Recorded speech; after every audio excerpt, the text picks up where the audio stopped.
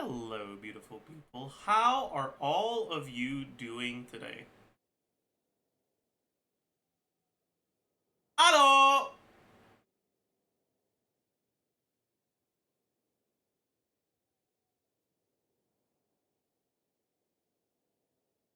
Hello! Chat, how do you do? Eep check? My eep was alright, I would say.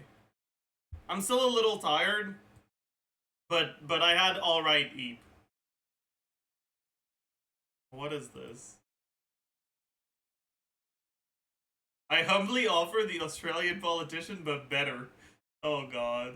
This is gonna be dog shit, isn't it?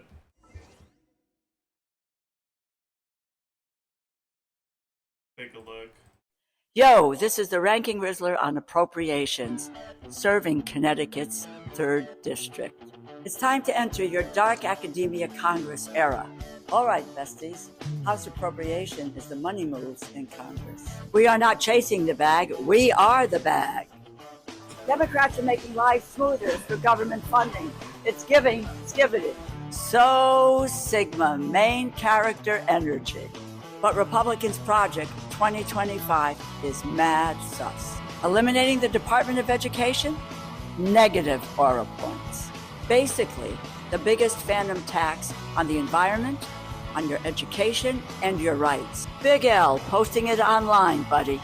Democrats understood the assignment, but go off. See how I keep you informed? Very cutesy, very demure. Yo, this is the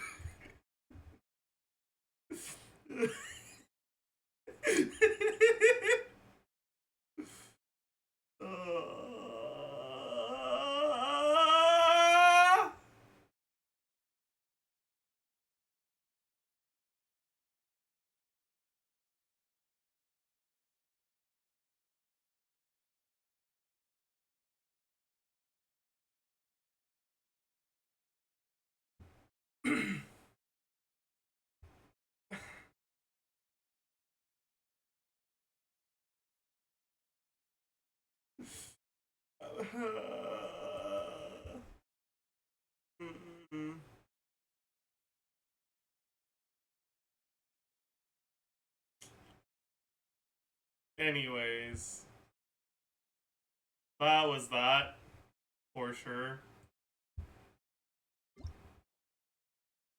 I'm so glad that was a thing.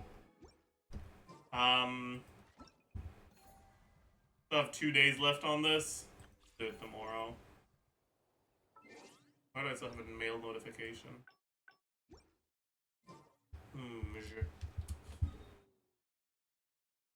All right, let's quickly spend our resin before we.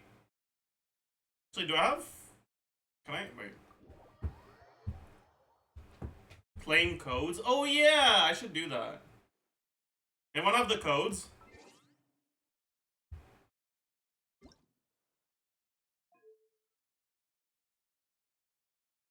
Wait, is it? Oh right, it's not here anymore. No, it is. Wait, where the fuck do you redeem codes again? Account? Yeah, account.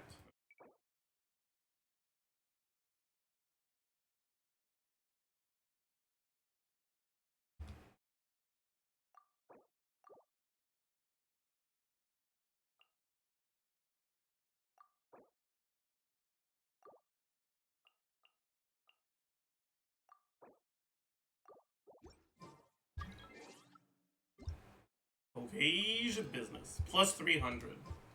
I got plus 300 because I am talented and smart. Unlike you guys who did not get plus 300. That's right, I said it.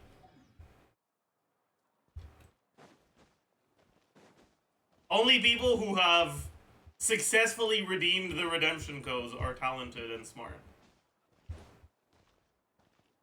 And if you have, well, you stole them from me, actually. And that's kind of rude. I think you owe me 300 Primo Gems. Wouldn't you agree? Personally, I think that's a big no-no.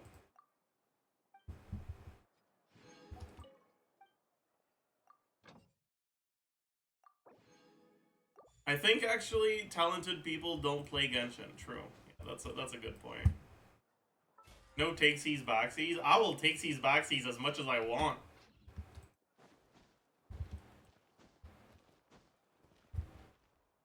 Same humor as today's live stream. Wait, what? Oh no. Am I cringe? Chat, am I cringe? Ah, fuck. Ah, fuck.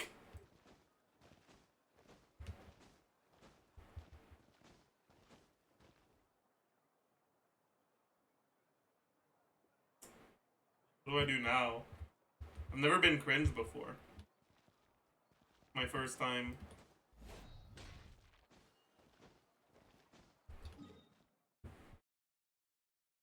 Okay, the live stream can't have been that bad. Chat. It cannot. Okay, you guys are getting me curious. Do we just watch it now?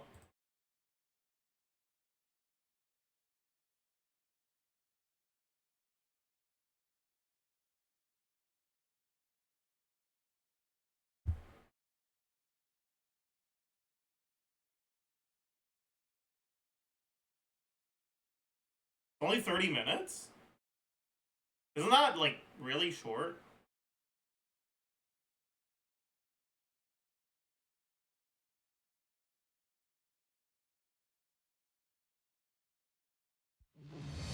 I've had concerns for a long time. Malika's plan needs too much time, and too many things can go wrong. So, specifics aside, the Pyro Archon confirmed the Gnosis can resolve the crisis, but it comes at a huge price. This is a distress signal for the Masters of the Nightwind, so Auroron was indeed being threatened. Great going, Malika. We're already off to a rocky start here. Rocky, because he's Geo. Get it? Bring it! Letting brave memes echo!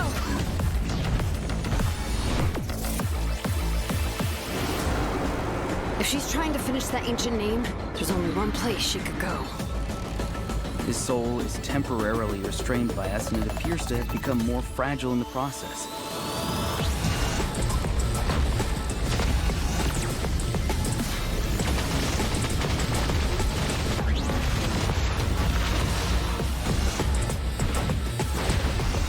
In the event that a confrontation becomes inevitable, I'll stall the captain while you advance.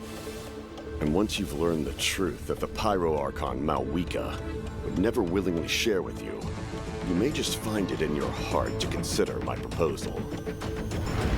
We have to make the decision for her, here and now. A land without the Lord of the Night, without the protection of the wolves, is doomed from the start. You presume too much. Humanity's survival is worth any price. Charge! Let's give them everything we've got! Natlan must pay the price, and only Malika's death can clear the debt. All I wanted was to see her again. My end will not come first, and I'm not giving up. If I could go back, I would do whatever it took to ensure their survival. Who was that, like, voice that says all I wanted was to see her again? Malika's death can clear the debt. All I wanted was to see her again. Is that someone we know? Is that Kachina? Yeah, because I was like, is that her sister? Does that mean that her sister is gonna like ally with the Fatui? To stop Malika from committing toaster bath?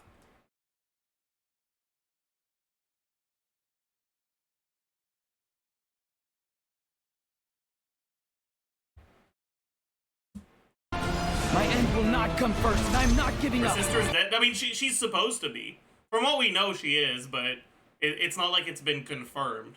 We know that she was alive 500 years ago, which implies that she's probably dead, but we don't have confirmation either way.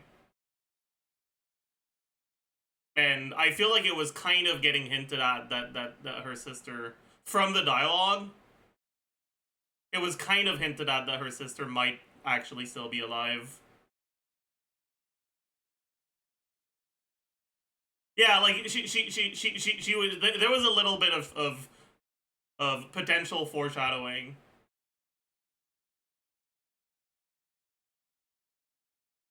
I don't know if wait.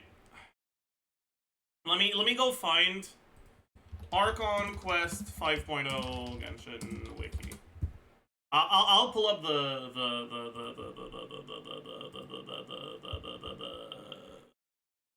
fucking script. It was, I think, here? Wait, in which act did we... No. It was after. For sure. No. It was an act 2, for sure. Isn't there a fucking dialogue thing for this? Oh, wait, is there not? I thought there was. Oh, it's on each quest individually. Fuck.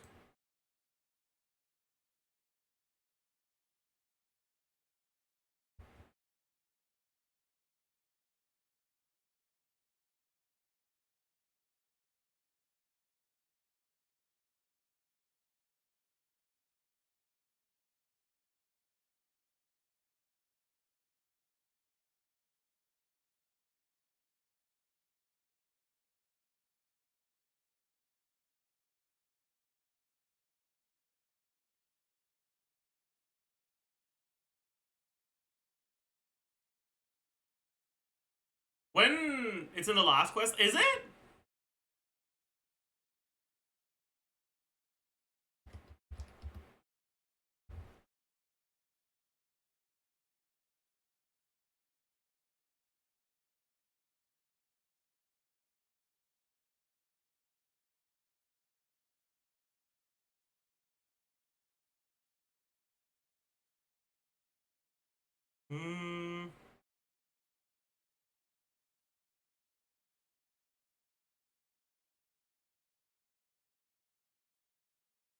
It wasn't here. It was the first time we learned about her sister. Like when we were like in the fucking weird ass like winding path thingy. Like, yeah, like the quest on my like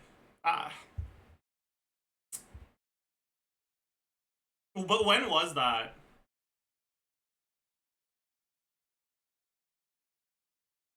That's after? Is it?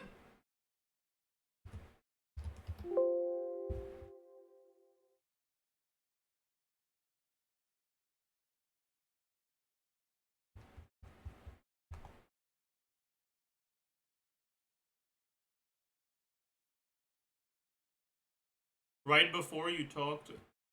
Before we entered the Night Kingdom, like near the end of Act 2. Near the start of Act 2. Oh, yeah, okay, that makes more sense. Act 2, Part 3? Okay, that's possible. Yeah, okay. Okay, it was at this point somewhere. Wait, was it?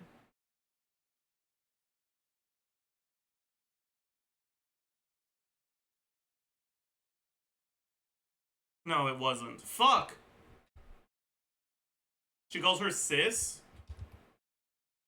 What does she? Fuck. They were talking about different sections. Yeah, like, which section is it that, like, we go into a weird winding path and we like, where we, like, learn about the like, all the heroes of the past, and, like, there's a little island that has her sister. That's part 5?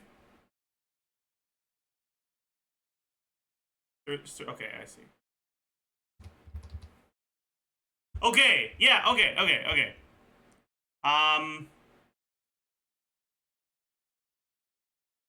Yeah, I'll come find you one day. I know I can't live that long, but I'll think of something. There has to be a way for us to meet again one day. If there's an answer out there somewhere, I'm gonna find it. So when I hear this... All I wanted was to see her again. all I think is that has to be her sister, right? Like that has to be her sister. Does it not? Like, she insisted way too much for it to be completely unrelated. Like, there is no way they would have fucking 4 lines in a row of her insisting that she'll meet her again, just for it to end up being the fucking delusions of a child 500 years ago. Like, it's too blatant. It's way too blatant not to be foreshadowing, you know? It can't. Maybe it's misdirection, but Genshin doesn't really usually do things that subtly. Anyways. My end will not come first, and I'm not giving up. If I could go back, I would do whatever it took to... F lore YouTuber art? Okay, you don't need to be a lore YouTuber for this, okay? Like, that's like... This is, like... Yeah. Yeah. Sure they're surviving. Anyways. You've experienced something similar. Are you sure that's not Capitano's voice when he takes off his mask?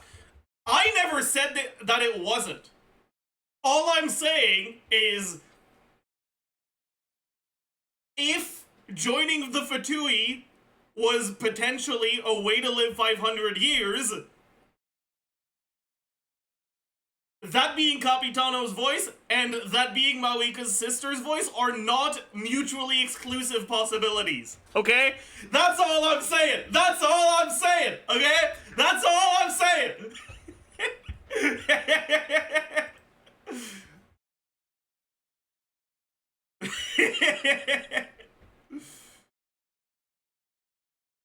No, but honestly, I do think it's like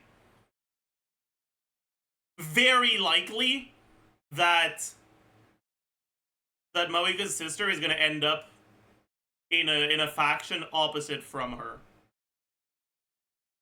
Like, she's probably gonna ally with the Fatui. I think that's very likely. Because from what we've seen so far out of this trailer, it seems like Mawika's planning to sacrifice herself in some way. And her sister's whole thing is that she wants to be with her, so she's not gonna let her sacrifice herself.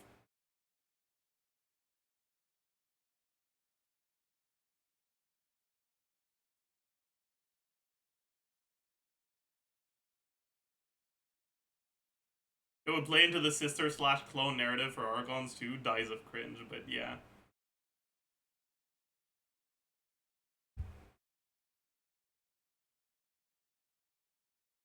Mawika. You should know exactly what I mean.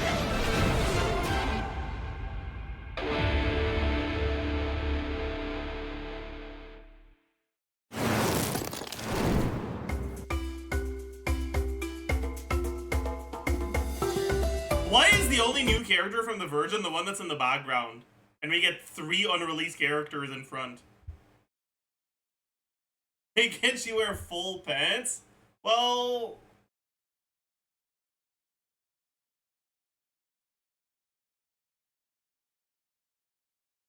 maybe it's a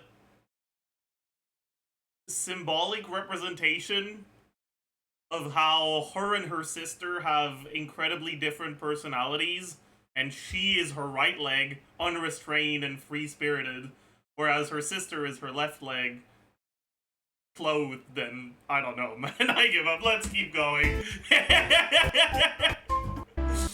Okay.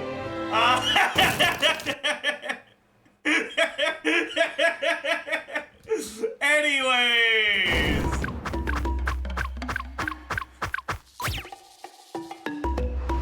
Hello, travelers. Welcome to the Genshin Impact version 5.1 special program. My name is Gabe, and I'm from the Genshin Impact localization team. And I'm Kai. I'm also from the Loc team. And alright, Gabe and Kai, I've got some issues with both of you. Alright, I'll listen. we'll be your hosts for today's program. We're usually translating Genshin Impact behind the scenes, so it's an honor to talk about the latest update. I'm pretty stoked about what's coming in version 5.1. Totally. I'm sure that everyone else is just as excited to find out about the new update. Then let's give them what they've been waiting for. What's up? Yeah, I don't know if I'll be able to make it. I have so many things I need to do today. Saj.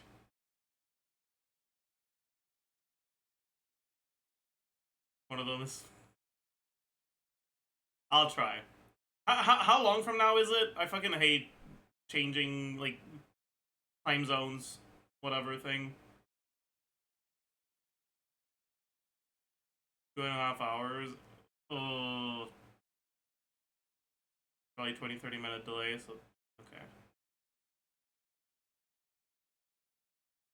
I'll let you know. I'll let you know. First up, Xilonen will be our new playable character in version 5.1. Whoa, Xilonen has a lot going on. Where should we start? Yeah, we should probably... Xilonen has a lot. New playable character in version 5.1. Whoa, Xilonen has a lot going on. Where should we start? Yeah, we should probably start with her profession. Of course. Xilonen is a famous smith from the Children of Echoes, one of Natlan's 6 tribes. She forges all kinds of goods, like jewelry, vehicles... Okay, listen, alright? I'm sorry, but, like... You're telling me she's a smith with those arms? Like... You don't have to make her a dwarf, okay? Like, that's not what I'm saying. But, like, can you not at least pretend like she has a little bit of muscle definition? Or not make her a smith? She hammers with her thighs. Yeah, maybe she does, actually. You never seen a supermodel of the Forge? You dumb, true. I am dumb. You're right. And weapons, you name it, and she'll make it. Cool. We've already seen some of her creations, actually. Oh, really? She created the Pyro Archon sunglasses and Kachina's drill, Turbo Twirly. You'll be able to see even more of her handiwork, including the weapons of some of our new upcoming Natlan characters. Wow, she's forged so many creations. Yeah, and they're all really varied. She commands so much respect in Natlan, but her job is really challenging. Yeah. What's her secret? Xilonen is a really skilled smith, but her work mindset is the true key to her success. As she likes to say, if you overwork yourself, then your mind and body will settle the score. Yep. You can't accomplish much while you're burned out.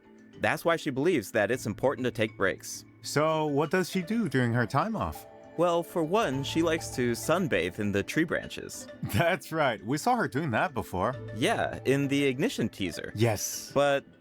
Localization team is doing better than I expected from all the Doom or Reddit posts. I mean, you can notice these are not professional voice actors.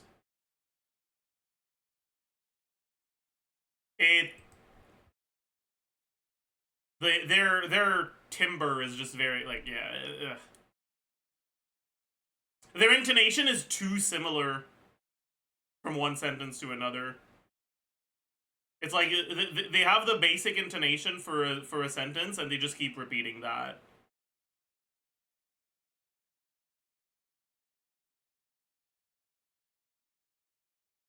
But yeah, I also think that that in general, live stream voice acting, even when it's done by the actual voice actors, doesn't tend to be that good.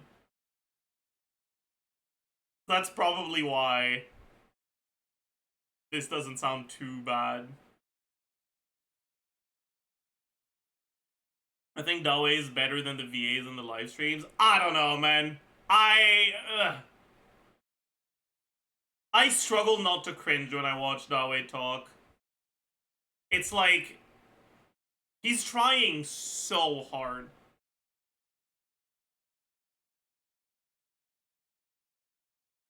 Like,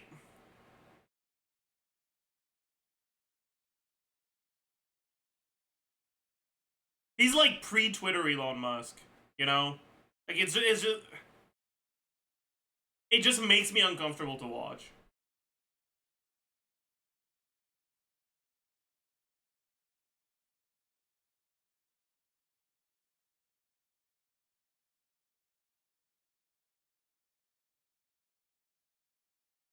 I like the dev stalking.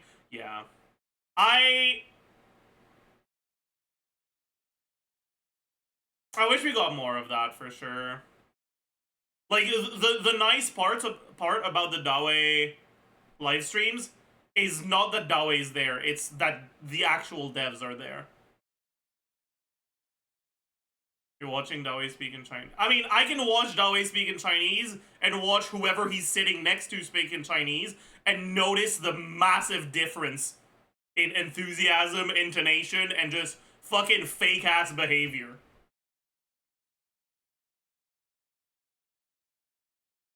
Like he doesn't seem like a real person. Because he's got a carefully built persona and he's sticking to it.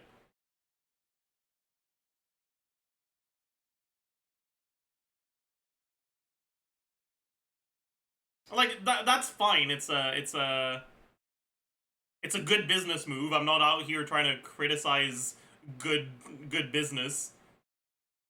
But it feels fake and that's why I don't like it.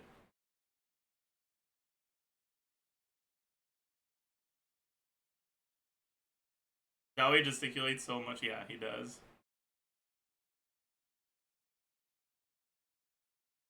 Sorry, but pre-Twitter Elon heavy guy. But it's true! Like, Twitter took off Elon's mask because the only reason he was able to act the way he did is because he limited his public appearances to things that were carefully planned beforehand. And with Twitter, he did too many things without consulting his PR team. And that's why the public perception of him completely fell apart. Yeah, like it's not like he was You're so cynical, man. From Snowden 4444. Yes. I feel like that's slightly ironic. Maybe someone called Snowden should be a little bit more cynical, perhaps. Listen, okay? Listen! Maybe you could learn a thing or two. Oh.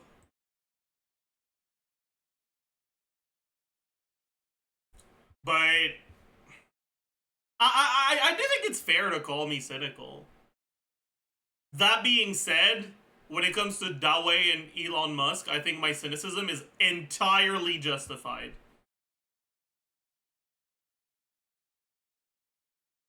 Even more than that, I think if you think their persona is anything other than a persona, you're incredibly naive and maybe a little dumb.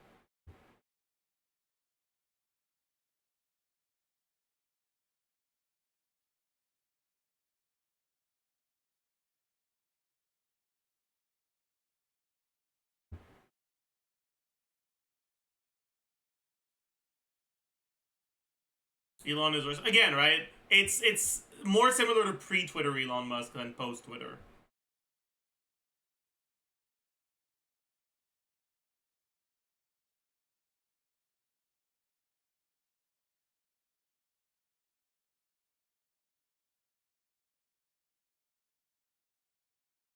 I do agree that Elon Musk is like a little bit more cuckoo, but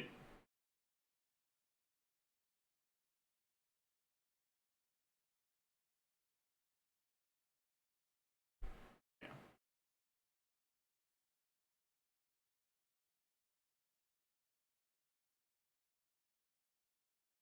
The divorce effect. True. He's got the divorce debuff.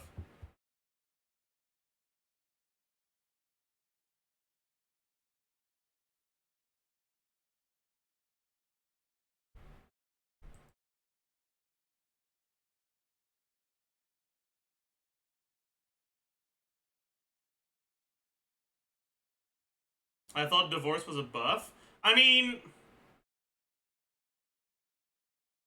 not really.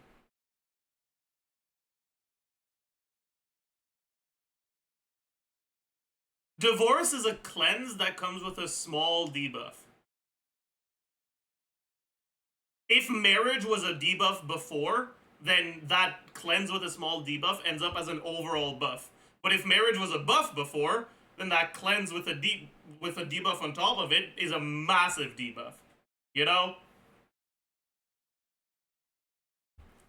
Anyways.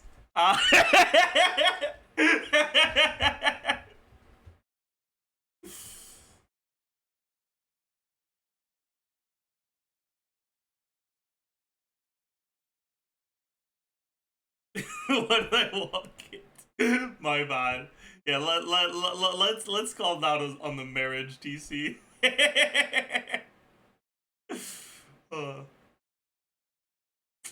Yeah.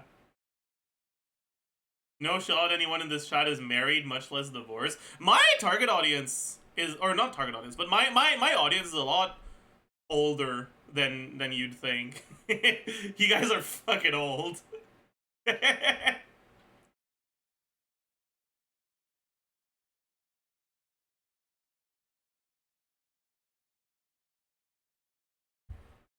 I'm actually kind of curious. I'll poll it. What's your legal, or how would you call it? What are you? Married? Divorced? Unmarried, but what do you call it when people are like married but not, like what when a relationship is like recognized under law but not married, not engaged, like people that don't care about marriage but that get marriage benefits anyways because they've been together. Common law, civil partnership, that's it, I think. But in a civil partnership, or unmarried, civil partnership, whatever, so civil partner, unmarried, period. Because like that's not the same as just being in a relationship, right? Like it's you are effectively married, but you don't want marriage, basically.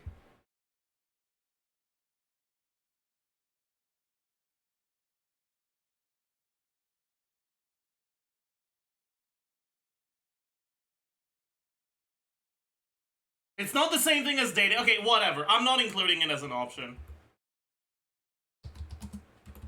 Never married. There's too many people in chat that don't understand and that are gonna answer wrong because of it. Too many people in chat that think, oh, I'm dating? Okay, wait, I'm gonna put that. No! That's not it!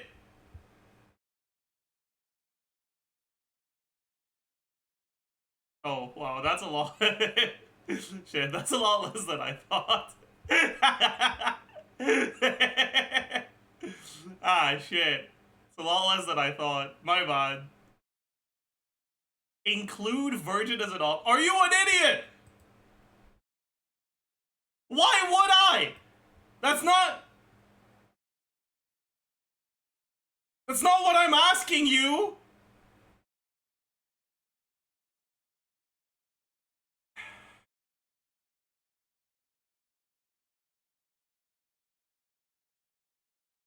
I give up, man.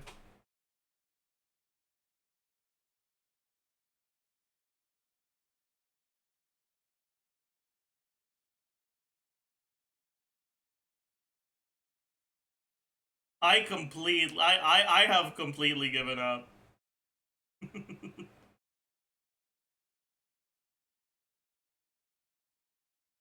technically you can be an unmarried. Sorry, technically you can be a married virgin. I mean, yeah, I guess. But like again, who asked?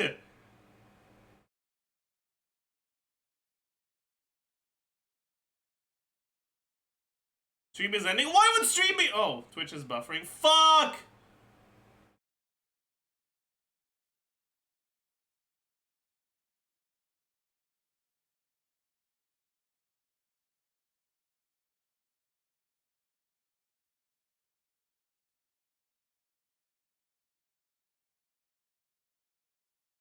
It's on their end? Okay, good. Deserved.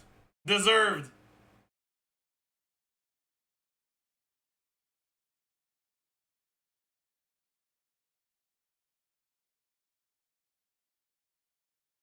Chat, stop flexing relationships. Some people here, me, are single.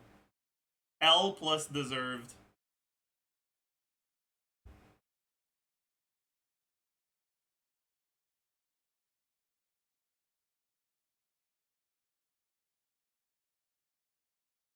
Putting both of the L's in skill issue.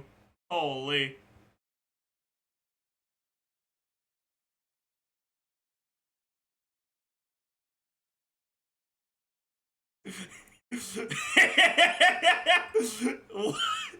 Montreal chatters who want to date 22-year-old woman last year of uni.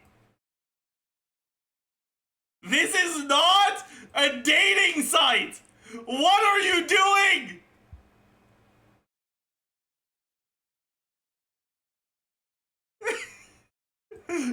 What are you doing?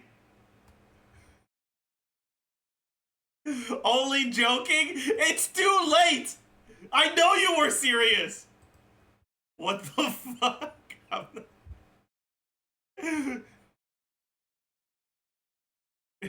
JK, unless...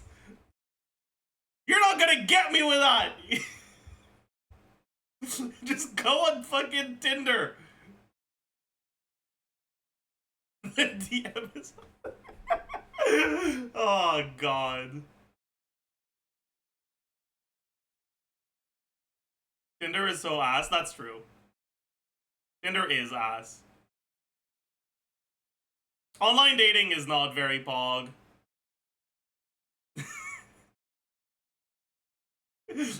Yeah, chat, don't open any Twitch whispers you get today, okay? That's not a good idea. What's your experience? Why are you asking this as if why are you pretending indignation? It's... little bro, you sound like you have experience? Yes! Give me the tea. What tea? It's not abnormal for a 24-year-old to have used a dating app before. Why are you acting like that's a fucking scandal?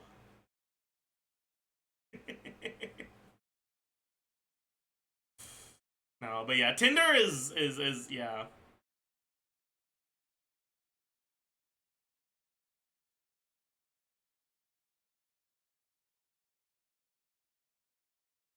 It's not something you should use if you're looking for a relationship. Shiver me, Tinder is true. Yeah, Tinder is designed for its target audience. IMO Hinge is so much better. Yeah, I agree.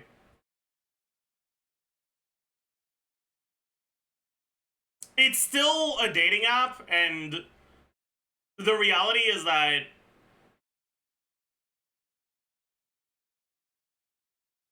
dating apps are designed to make money,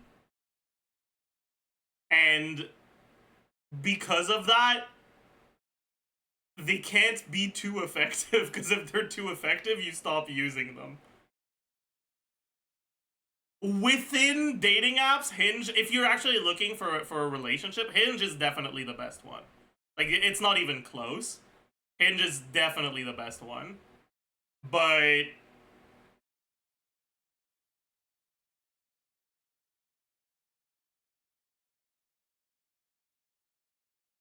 Too many likes per day on Tinder make men spam swipe right, making the app almost unusable for women. Yeah.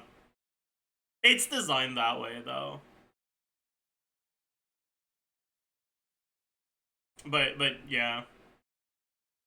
I mean, yeah, the reality is there's a much larger pool of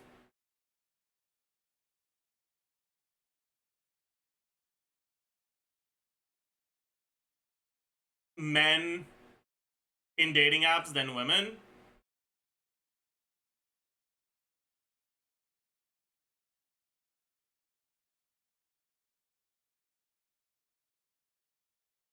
And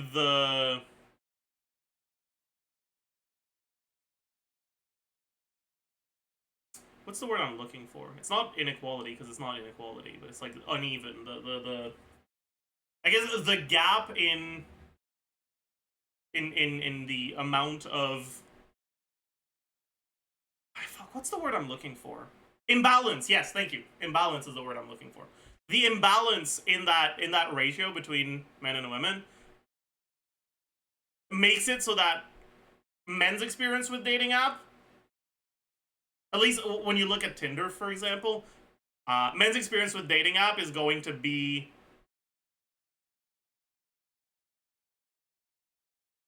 that they will receive a lot less interest than women. And it leads them to feel like the only way they'll get interest is if they swipe right on everyone. Which puts even more emphasis on that ratio, because men start swiping right on everyone, which means that women get even more interest than actual interest. There's a lot of men that are going to swipe right, even if once they match, they'll never message because they don't actually care that much. It's just faster to swipe right on everyone than to actually look at the picture and then and the bio and then decide.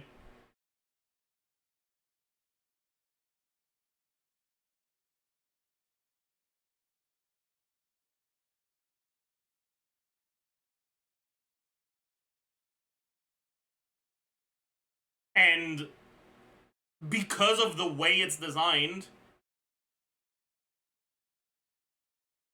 that imbalance is emphasized even more.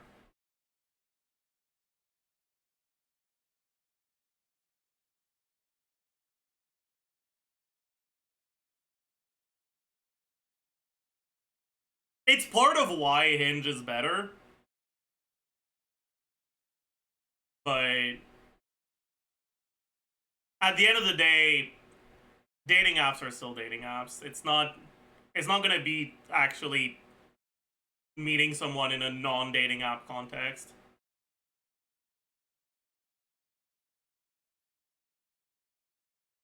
Give third option. I wouldn't recommend anything over Hinge if you're actually looking for a relationship.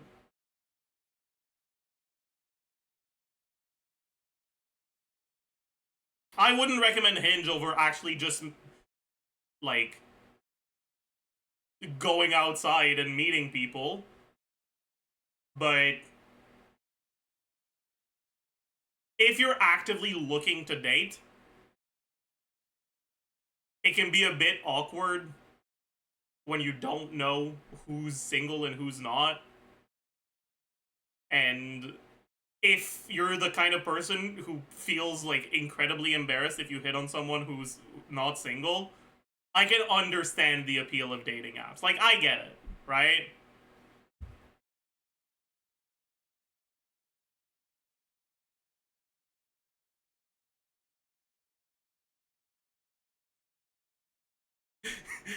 Hello to the 24 ladies in chat. Haha, I'm single. Haha, Riz.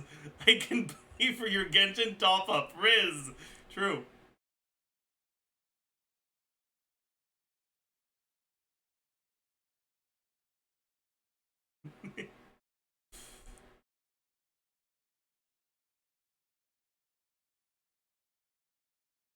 Hinge is actually usable, but it still sucks. You message for 2 days and everyone gives up. Yeah.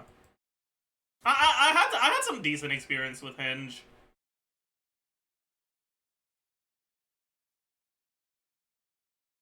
I will say, all the dates I went on with people on Hinge were at the very least not uncomfortable. I have been on some very uncomfortable Tinder dates. Yeah. Just, yeah.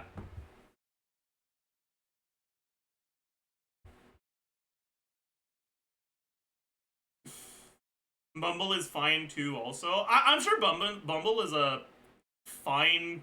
I mean, I don't know. Personally, Bumble wasn't particularly good for me.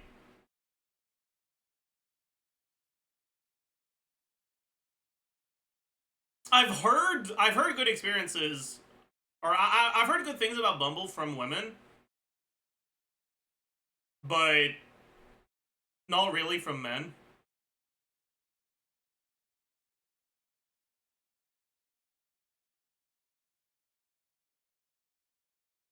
It's I'm about to say he's not hot enough for Bumble. Yeah, pretty much, right? The reality is that Bumble being an app where women have to message first means that you need to pass a certain threshold of at least being hot enough to be worth messaging. And if you're not, it's just gonna be completely miserable. It's going to be completely miserable.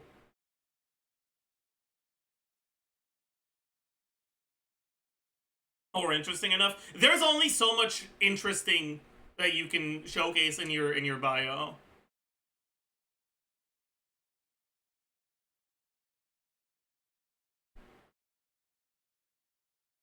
What makes people interesting isn't a description of what they are. It's how they interact with the world and how they interact with different situations.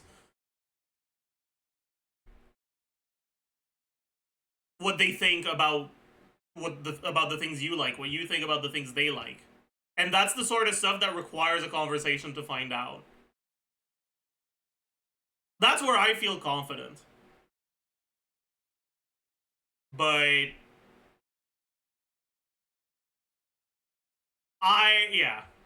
yeah. Hey girl, wanna play Zenless Zone Zero? True. But yeah, so for me, Bumble wasn't great. But it is not as bad as Tinder.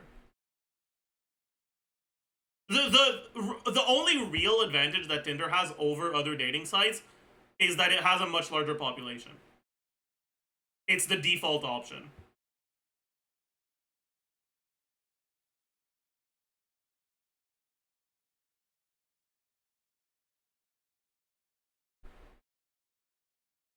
That's pretty much the only thing it has going for it. More interesting combo than the patch? We'll get around to finishing the live stream at some point. Don't worry. It probably also varies regionally. I don't think so. No.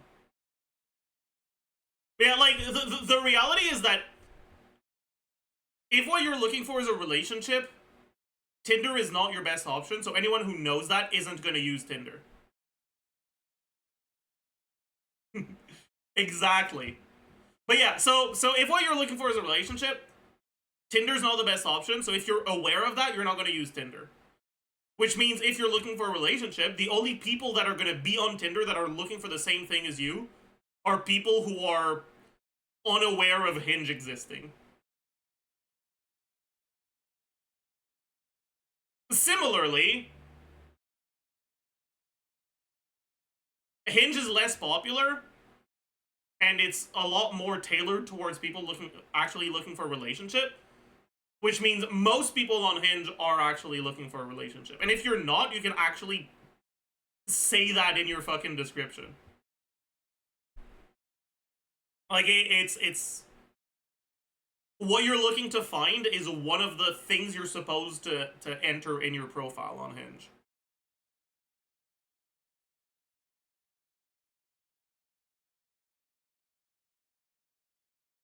Where's a good place to find friends?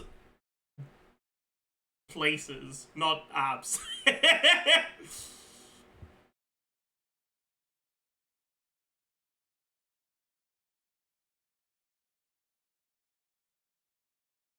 outside. Yeah, like it sucks, right? Because if you're asking me this, it's probably because you struggle to like establish early contact with people.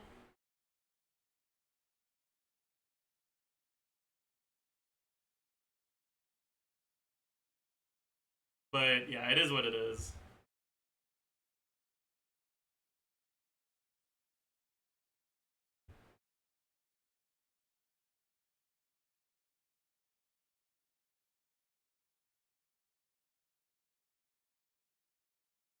Like, okay, I have made friends through dating apps before, and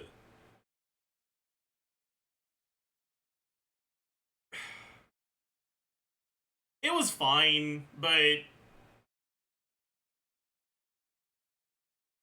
I'd say that unironically, I've made better friends with dating, like within dating apps. I've made better friends going on dates that didn't work out than for the friends searching options on those dating apps. Like the like I know Bumble has that, like the fucking friend match. Like it dude, no, it just, the people on there are generally kind of weird.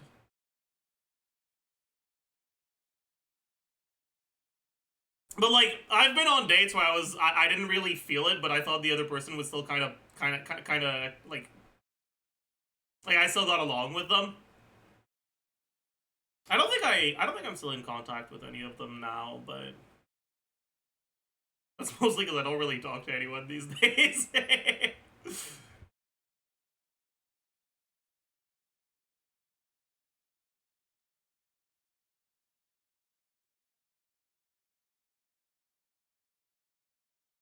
But anyways, it is what it is. I mean, it's not that bad. I just, you have us. I don't know about that. I don't know if that counts. I don't know if you guys count. You guys are kind of just barely passing the threshold of people. Let's not get to friends just yet. Okay, guys, I'm replying to Louis on Hinge, who I left undelivered. Wish me luck. I wish you and Louis good luck. I'm guessing it's supposed to be Louis and not Louis because you said Montreal.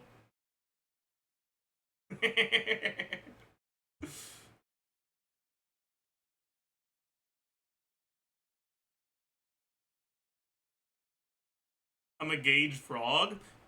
You know, I wonder what it's like dating when you're not straight. I wonder if it's better or worse. Cause like there's a lot of dedicated spaces for like gay dating.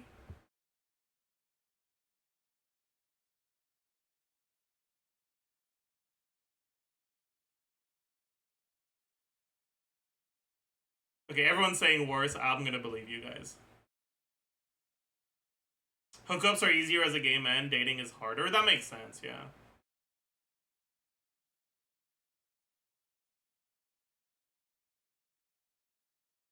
I'm bi. Looking for girls is easier than looking for guys, mostly because guys suck. I can't.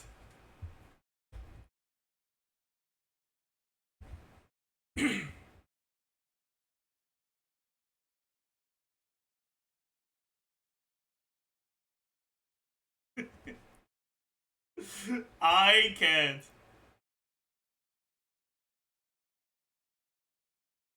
What about bi men?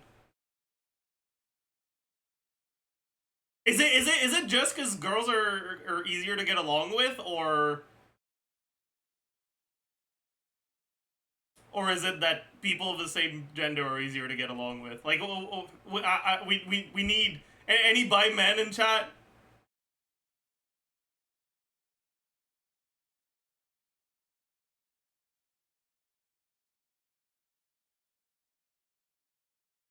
Why aren't we talking about Xilonen? We're talking about bi women, surely? Maybe? I don't fucking know.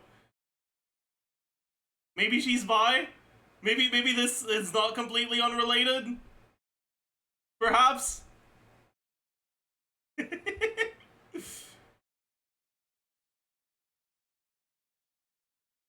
Bi men, but most men are terrible, so functionally straight. I'm bi dating men sucks. Okay, so it has nothing to do with being gay or straight. Dating men just sucks, apparently. Alright, good to know. Good to know. Good to know.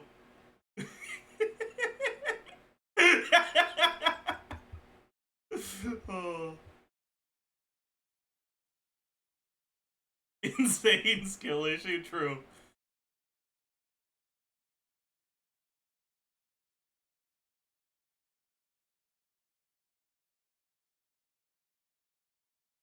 It's okay, you're one of the good ones? Dude, I'm gonna die of cringe if you actually tell me that. Jesus Christ.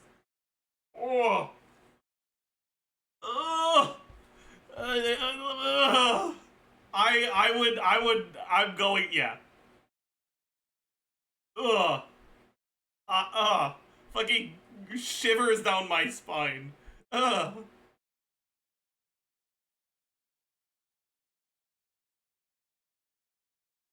Ugh. Don't tell me that.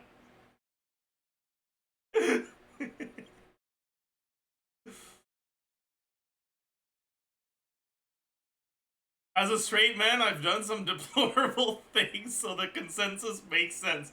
I see. I mean, honestly, though, yeah, as a straight man myself, I understand. That's looking at how I've behaved in my dating life. I get it. I definitely get it.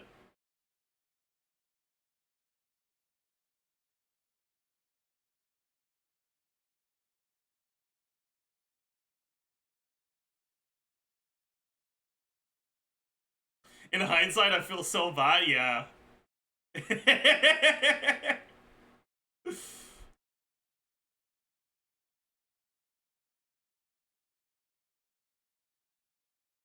What did bro do? Yeah. I don't know how we ended up here from Xilonen's thigh forging. Where?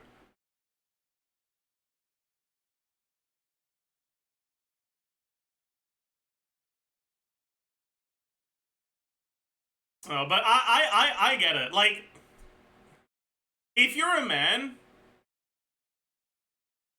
it's easier to stand out from the dating pool through your behavior, because so many men's behavior is fucking awful. But also, if you feel entitled to something because of that, then your personality gets twisted by it.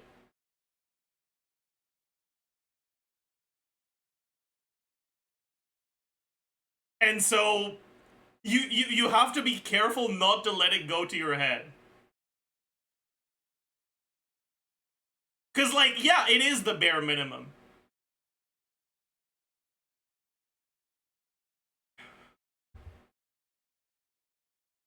I've had someone feel emotional because I acted like a normal person with them. Jesus Christ.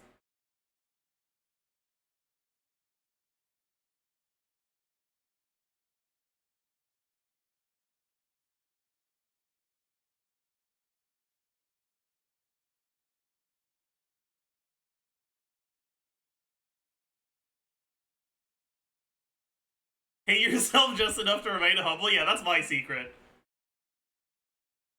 That's a good point. True.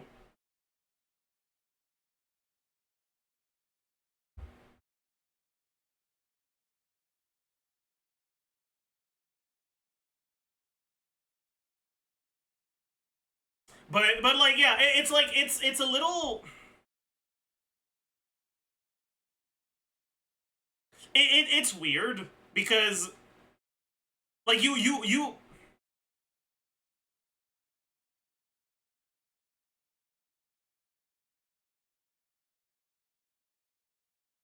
not thinking you're entitled to things just because you're doing the bare minimum is part of the bare minimum.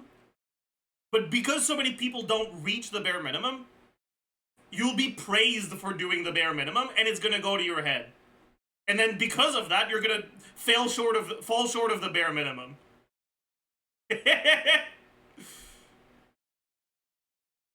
Didn't you say you have a lot to do today? Yes, including this yap. Okay, this is important yap. This was on the schedule. Keep up. One of the reasons nice guys are asked. Yeah, exactly, right? Like,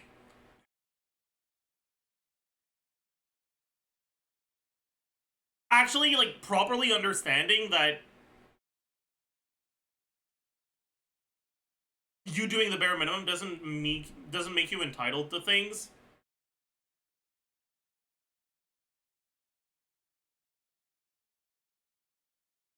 Is,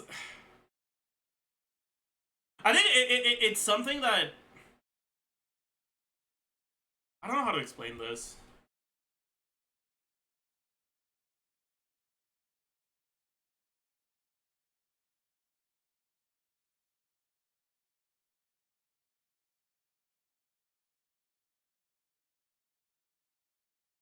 Sometimes in trying to be nice, some guys limit their personality to the point they're just boring.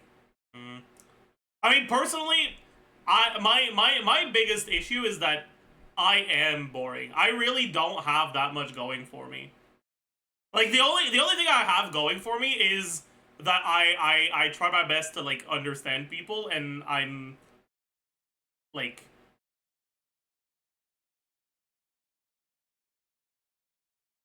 I'm good at,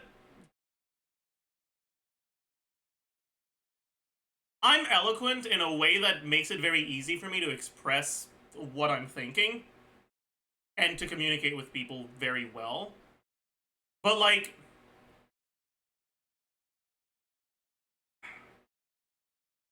that doesn't necessarily mean that I'm good at yapping with people. I'm relatively good at yapping on stream because I, like, actually have things to yap about. But I'm the sort of person that, like, gets into awkward silences really often because I just don't know what to say. I don't know what to talk about, right? Like, when I'm interacting with people, when I'm socializing, I really love talking with people. But if I'm not talking to someone who's actively moving the conversation forward, I can't do it. I'm not the kind of person who can move a conversation forward by myself. And it makes it so that that severely limits the amount of people I can actually get along with.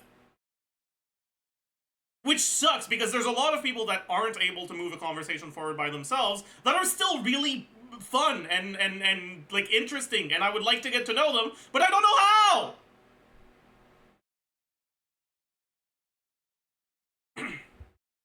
I just start talking about Xilonen. True!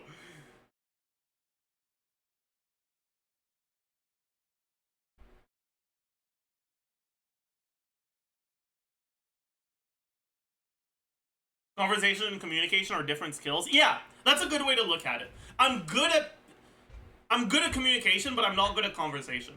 That's a very good way to look at it.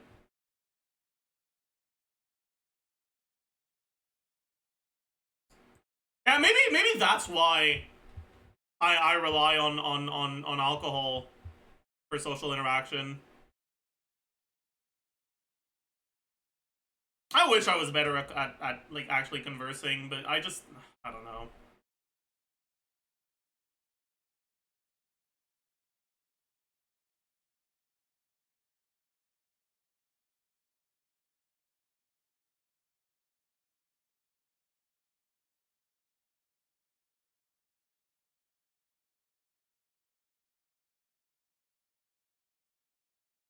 There's a performative aspect to conversation, kind of like with art. You gotta have, like, a guideline in your mind. Yeah, and my problem is I can't. Like, my brain just won't accept it.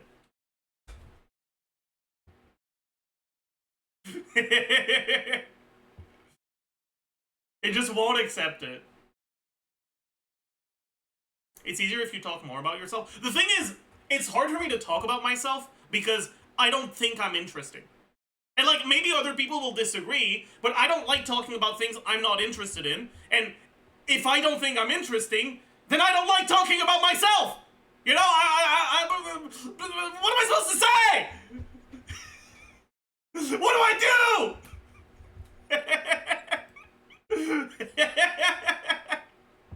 Like, what? You want me to tell people that the only fucking thing I do in life is fucking yap about a video game and then fucking read?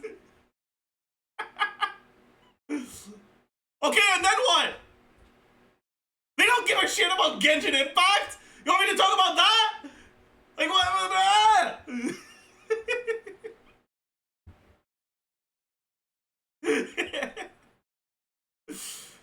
Oh.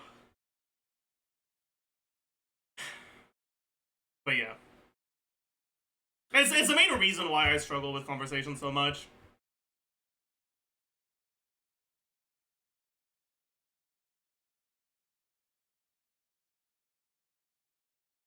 Yeah, like... I am good at conversing with people that like talking about themselves. Because I like talking, and I will ask you questions, and I will be able to keep it going.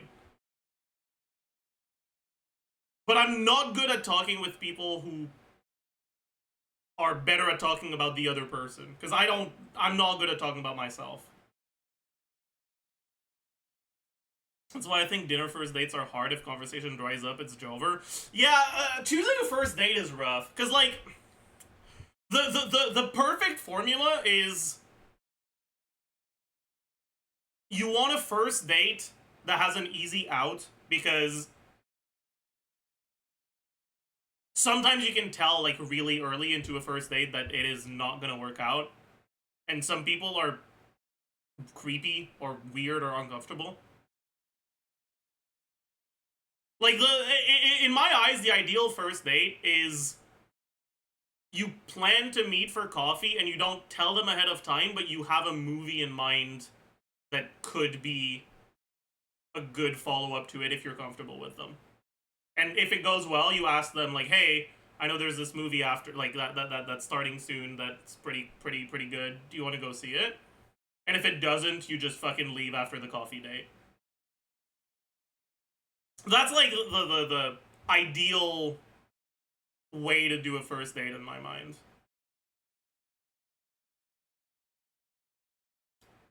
But the thing is,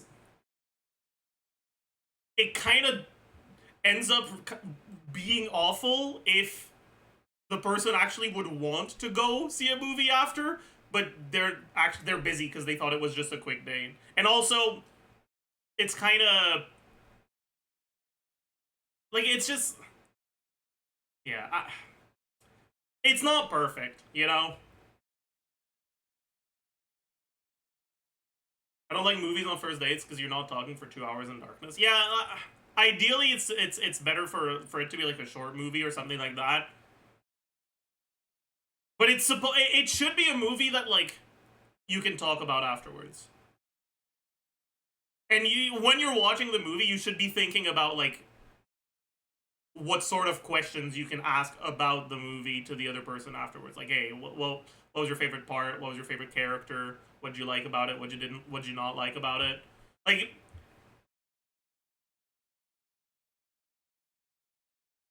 over-planning the day might come off as controlling to some people. I mean, it's not really over-planning. To be like, yeah,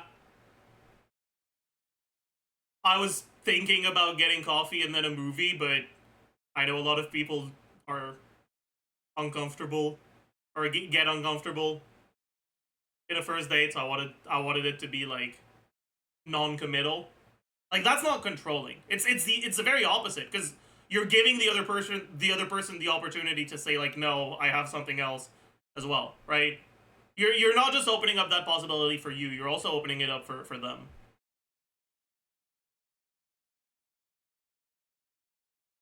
That's why I like it, because it's like, if someone's uncomfortable with the date, I don't want them to stay.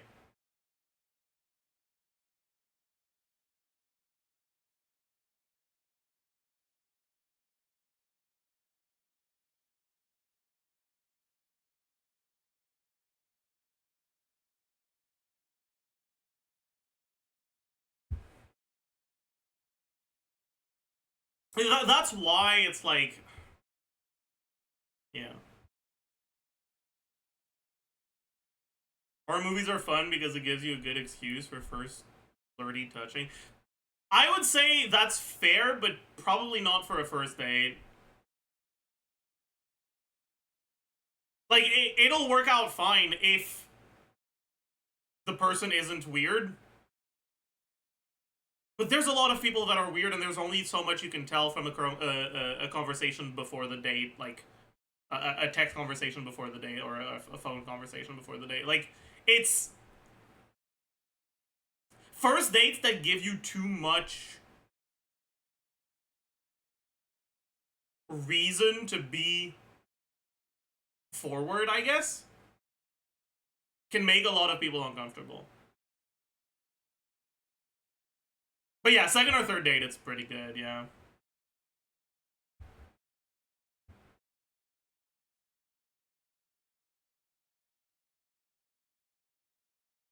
First date movies are a bad idea most of the time when it's the only thing to do. Yeah, like, ideally it's like,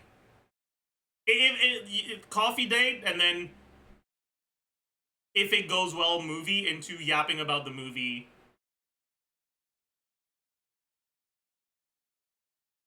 Somewhere, like on a walk or something.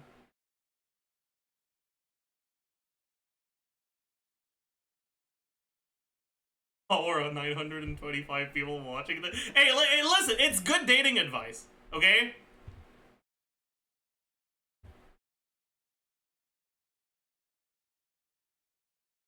At least one frame forward? Fine, one frame forward.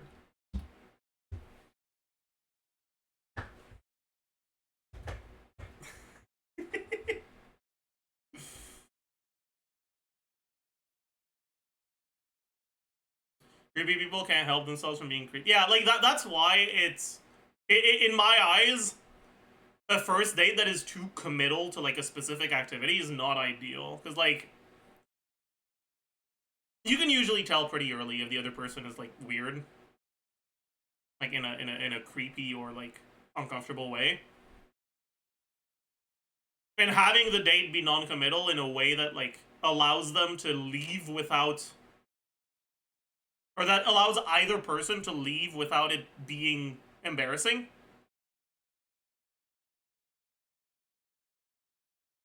To me, is a good way to both be safe yourself,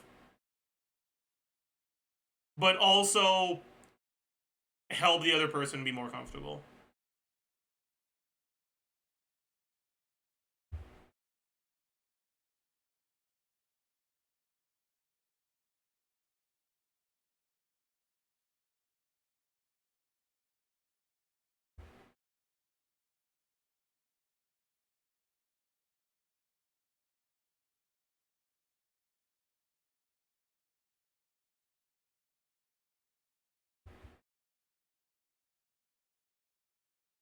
First date at the mall is pretty good. Plenty of stuff to do. I can't do dates at the mall because I don't have anything I want to buy.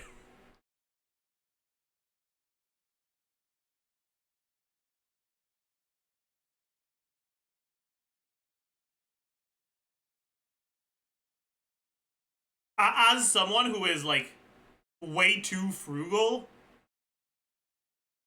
malls are, like, the worst. By far the worst date destination. It's just... ugh.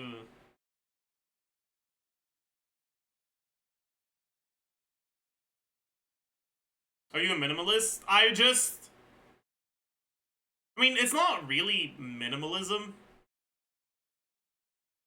Really, it's not for the purpose of minimalism. I guess practically I am. But, like, it's more so that I don't buy things unless I have a reason to buy them. And to me, my phone is slow, my phone is old. Like, these aren't good reasons to buy a phone. What is a good reason to buy a phone is my phone is broken and does not work. I have so many issues with my phone, but none of them are enough to justify the amount of money that it would cost to buy a new phone. Like, I can't really use my phone as a phone properly unless it's on speaker mode, because it's like mini speaker that's like the one that's supposed to go up to your ear when you hold your phone properly is pretty much broken and doesn't really work. I can't hear for shit. Like, there's a little bit of sound coming out, but pretty much nothing. So the only way I can use my phone as a phone is when it's on speaker. It has a battery life of like an hour when it's closed. It's omega slow. It's way too old to have the software requirements for a lot of things. It's got a really small amount of storage. To me, these are not good. And also, what it fucking looks like. I mean, you guys have seen my phone before, some of you.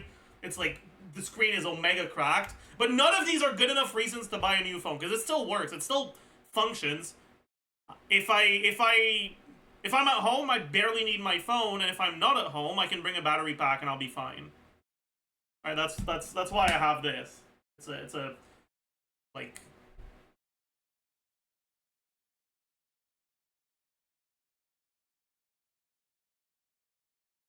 I don't know, it's a big ass fucking battery pack that can charge my phone like 3 times over.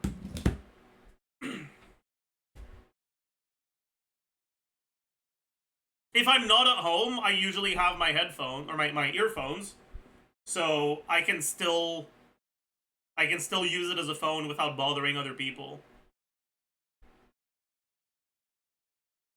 So like, really, what function of a phone does my phone not do? None. So why would I need a new phone? For it to look pretty? I don't give a shit. What happened to this 24 Ultra? I had to send it back. But you think they'd actually give me a phone? Surely.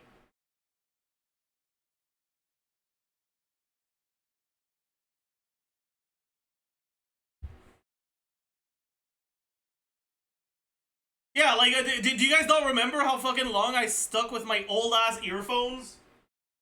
The ones that were fucking broken on one side? Because the other side still worked. I only got these when the other side stopped working, because the wire got too fucked. Because they kept hanging on. Like...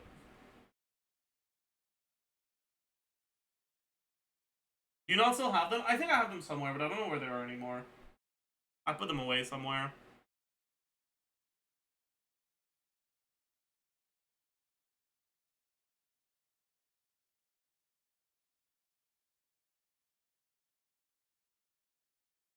Why don't you count it as business expense on your taxes? That doesn't make them free. That's not how business expenses work.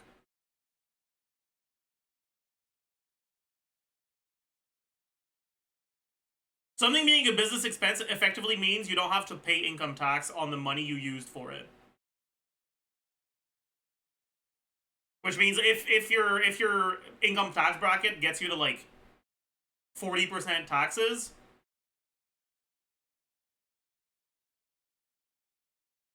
then anything you buy that can be considered a business expense is effectively 40% off.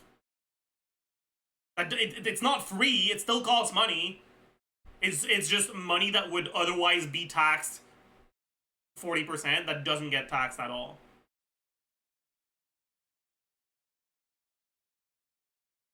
It starts being close to free if you're omega fucking rich and you make a fuck ton of money and you're in a really high tax bracket.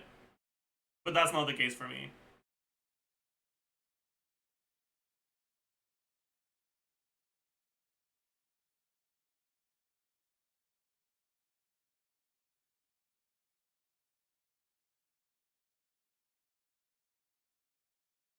That's me? Okay, then why are you not subbed? Back to square 7, huh? Explain yourself!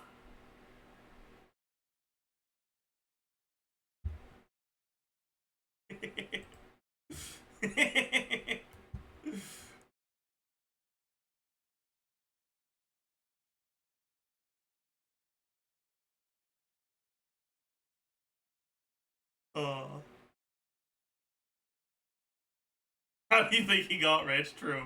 Good point. Good point. Good point.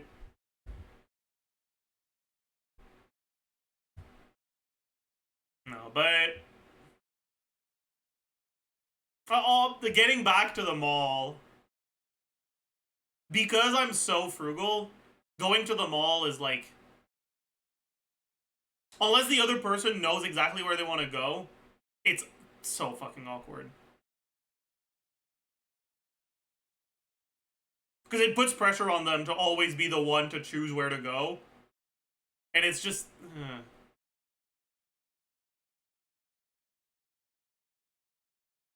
Coffee refers date if the person is from dating app or it doesn't matter. The whole, like, coffee with optional movie afterwards on a first date thing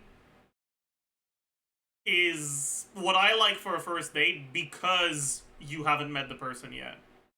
If it's someone you've already met before and you ask them out, it's different. And it's gonna be a lot more, like, going to... How do I say this? It becomes a lot more tailored to each person. If you already know the person, like, a decent amount ahead of time, like, if you were friends for a while before you asked them out, or they asked you out, or, like, you went to, like, you've been in the same class or something like that. Like, if you actually already know them, ideally you'd want to do a date that's a little bit more tailored to what they want to do and what you want to do. A little bit more personal.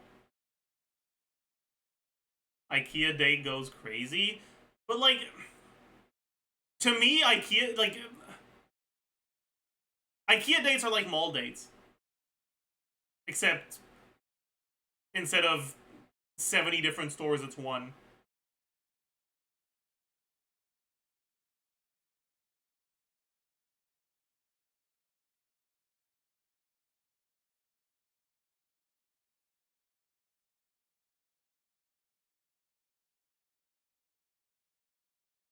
What the hell do you do on an IKEA date? The same thing as a mall date. You browse and maybe you buy things. IKEA's the same thing as a mall, really. There's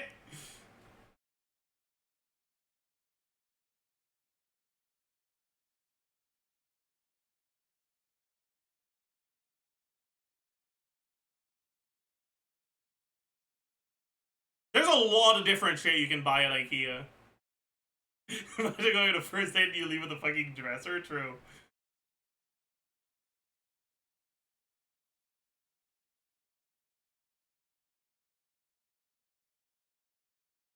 What's your date rotation? I mean, okay.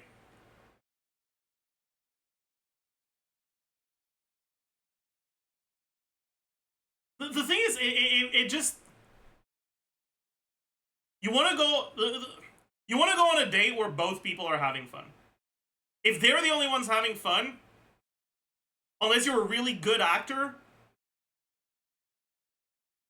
it's not going to work out. If you're the only one having fun, it's not going to work out. If no one is having fun, it's not going to work out. And so, there's only so far you can go with just, like, predetermined dates. You want to do things that both people are going to enjoy.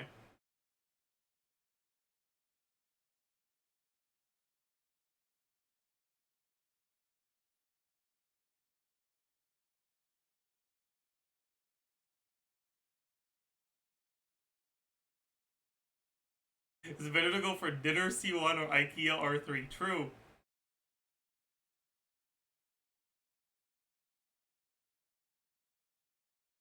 I thought I got a Hinge reply, but it was my prof sending me an email about a midterm. Why haven't we talked about a gaming date yet? Okay. Unironically, gaming dates can be good. Alright? However, one, it should not be a first date. A gaming date as a first date is a horrible idea. Okay? There is an exception to that if you already know that the other person actually likes gaming. But there's a few problems with gaming dates. Okay, arcade dates can be fine, but generally people that actually like gaming won't really want to do arcade games.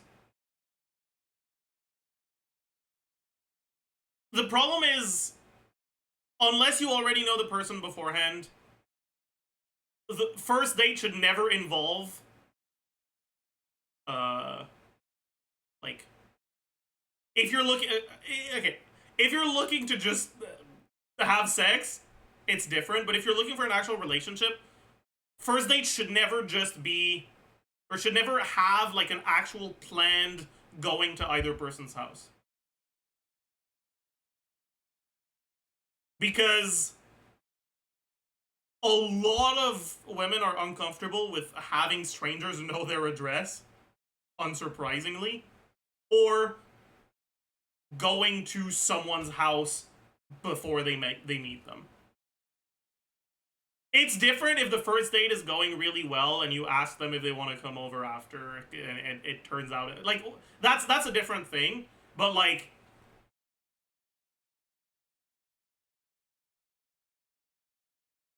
actually say, like, hey, yeah, let's meet up on my, like, no.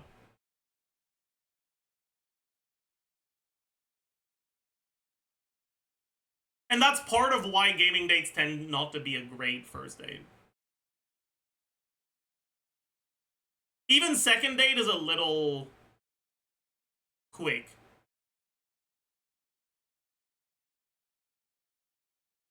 And if you invite someone to your place on a third date, most people are gonna think you're implying you want to get sexual on that date, because a lot of people deem the third date to be like the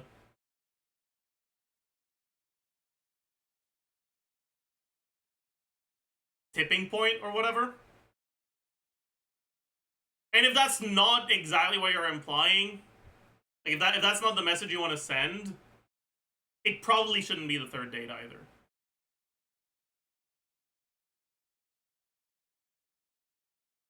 If it is, then, like, knock yourself out, that's fine. But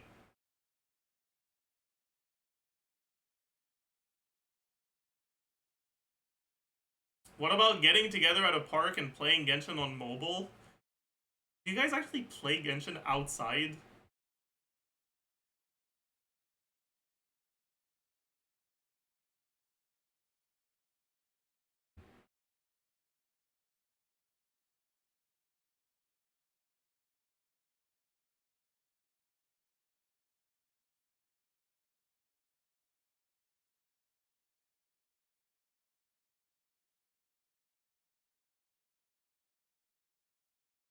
No. Okay, you guys want to know what, like, the ideal second date is?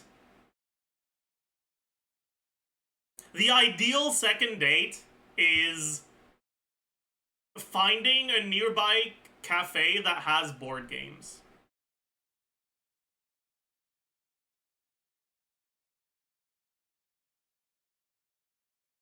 That's the ideal second date.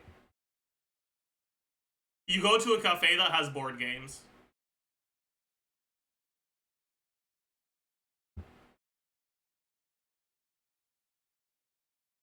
Bro is establishing meta for dating, let him cook. True!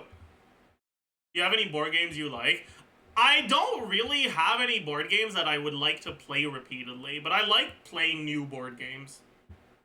I have a friend who has, like, who is actually a fucking freak for board games. Like, you guys see the wall behind me, right? It's not that big of a wall. It's like that, right?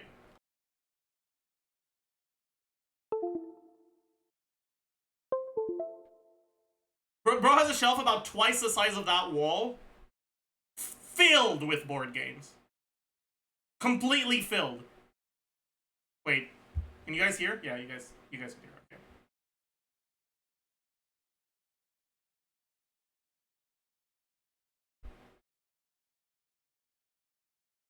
But yeah, he has so many. So every time we hang out, we play a new board game.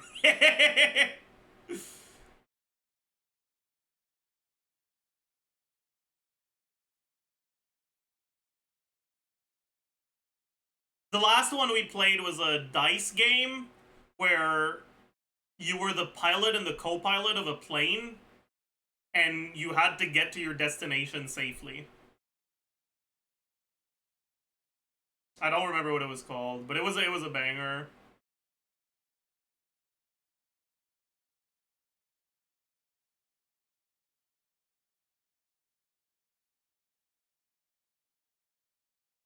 Sounds like a great day game. Unironically, it probably is, yeah. I should ask him the name so I can buy it. Real.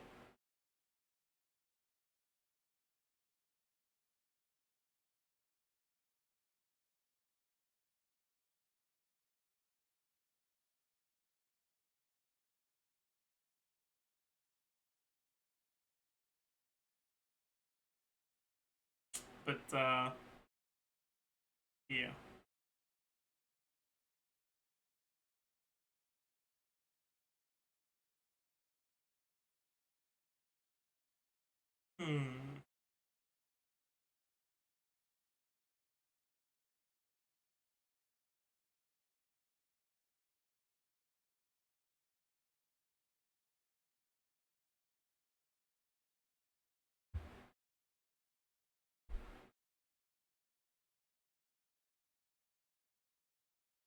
That's not her only hobby. She also likes to Let's listen to keep music. going, Chad. We can keep going. Oh, she listens to music. Pog.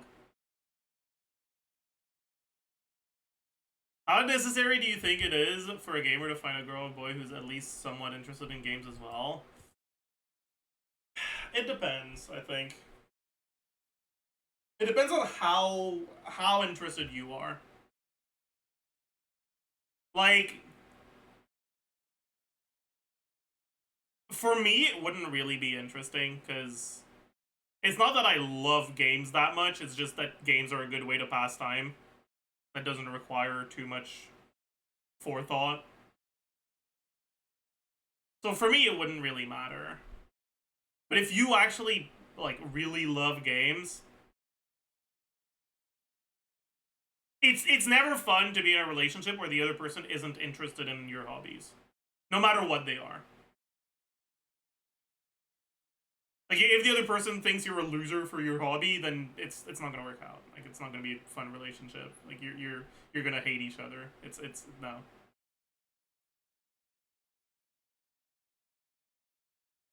It is at least necessary that they don't that like they respect it. Right? But for them to actually like it enough to like want to do it as well, I don't think it's necessary. It's nice, but it's not necessary.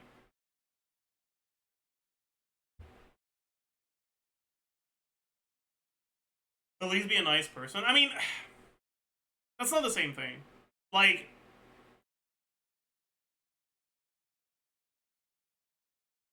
you can think that a hobby is lame and still be a good person. If you tell the other person their hobby's lame, then that's different. But, like, you can't help thinking a hobby's lame. If you think it's lame, you think it's lame, and there's not much you can do about it, but it's not gonna work out. It just is what it is.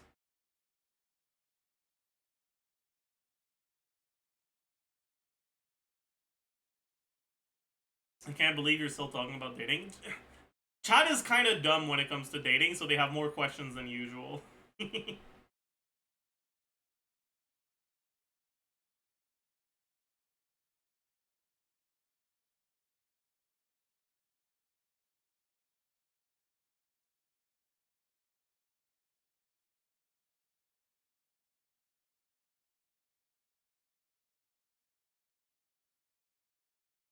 Plus, it's something that's been on my mind somewhat lately.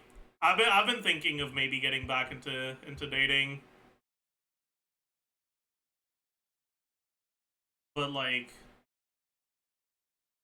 I don't know, man.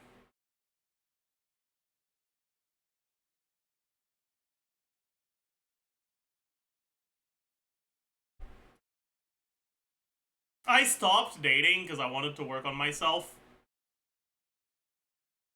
But, like, it has made me wonder if I actually need to date. Because, like,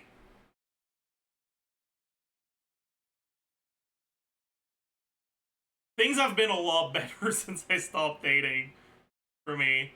So but I don't know if it's because I was working on myself and, like, it's now behind me and I can start dating and it won't be a problem, or if it's because I wasn't dating.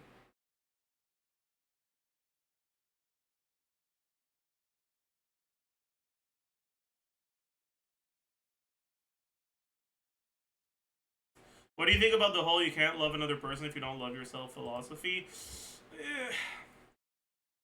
I think there's a fair point behind it, but I think if you take it at face value, you're shooting yourself in the foot. People reach happiness through different means, and a happy relationship is a very good way to reach that. And sometimes you can dislike yourself because you're miserable, and if you're not miserable in a relationship, then that's good. But it's also important to be careful not to let your relationship define you. You don't want to be in a situation where you have to stay in a specific relationship to feel like you're worth something.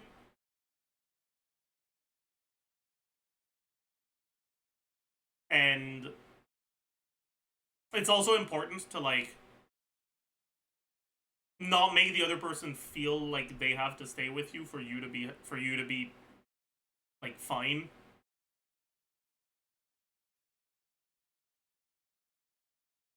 But yeah, being in a relationship helps your confidence. Like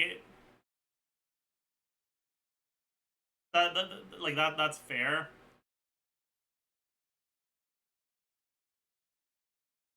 But I don't know. How was your sleep schedule recently? A little fucked, but I slept fine last night.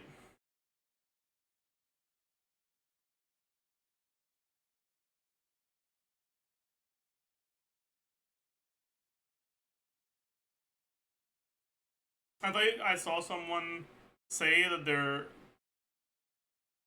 this saying actually means that if you don't love yourself, you'll allow in your life people who don't love you, and it'll make you miserable. That's a good way of looking at it. Like, the way I look at it is not really specifically that. It's more so,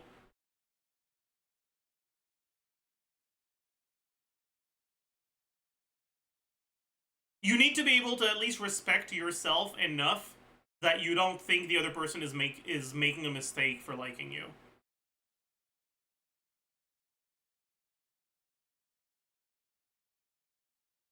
Like, if you think the other person is too good for you in a way that they're actively making a mistake and making themselves suffer for your sake, you will not be happy from that relationship. And that's something I've struggled with in the past. And so I can understand that. Like, it's fine if you think the other person is better than you, but you shouldn't think that they're ruining themselves by settling for you. That's gonna make you miserable. And it's gonna make them miserable as well.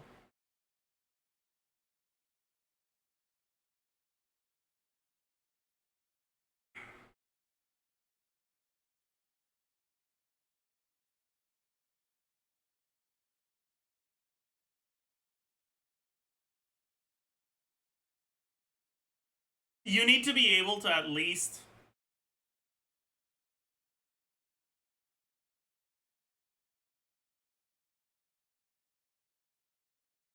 even if you don't understand, at least respect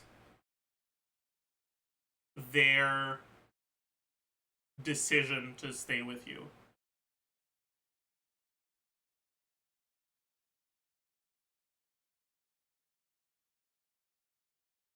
Thoughts on long distance relationships? It's complicated. Long distance relationships are a lot less likely to work out. I don't think they're impossible, but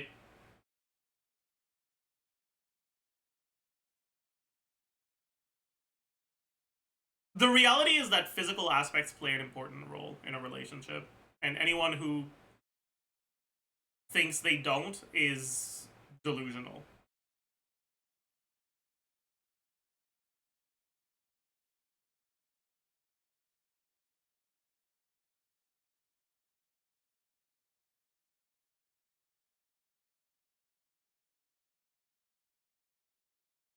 A relationship can survive being in a long distance, but like you have to realize that the long distance part of the relationship is an obstacle, right? It's something to be overcome.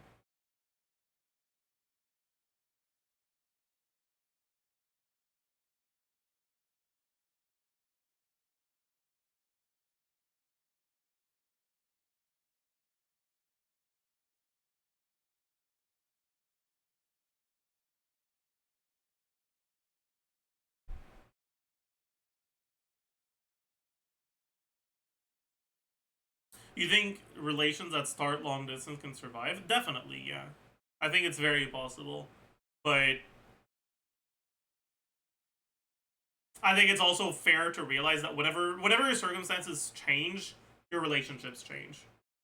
If you have been in a long distance relationship for a long time and you suddenly become like a lot closer physically, like they move close to you or together with you, your relationship dynamics will change. You'll have to deal with living together or living close to each other.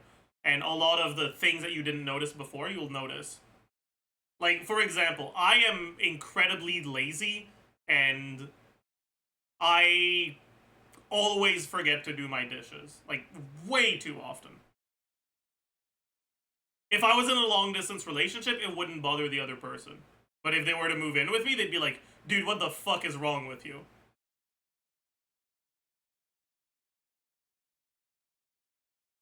A lot of that is going to start emerging.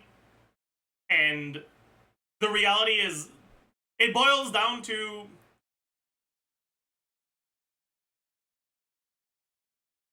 long distance lets you avoid a lot of potential issues.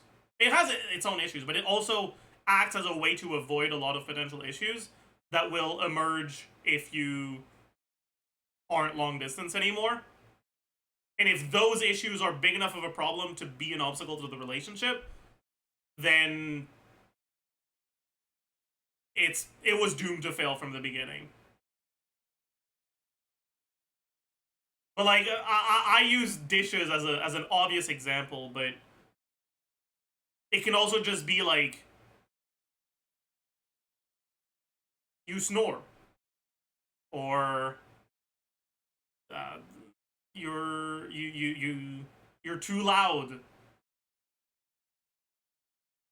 or you spend too much time doing a specific thing.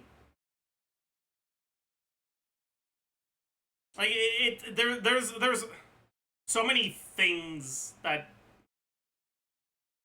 or like you're too busy with work. You're like there's just so many things that can end up happening.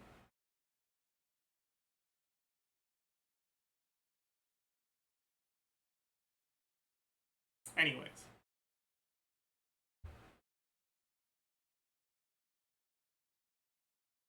Some of these things are out of our control. Yeah, some of those things are out of your control. And then you're gonna move in together and you're gonna be like, well, fuck, this isn't working out. I guess we gotta break up. But it's not long distance relationships being doomed to fail as a like general rule. It's just that there are some relationships that won't work out, and being long distance helps you avoid that for longer. But your relationship was doomed to fail from the beginning. You just didn't know. And I feel very bad for you.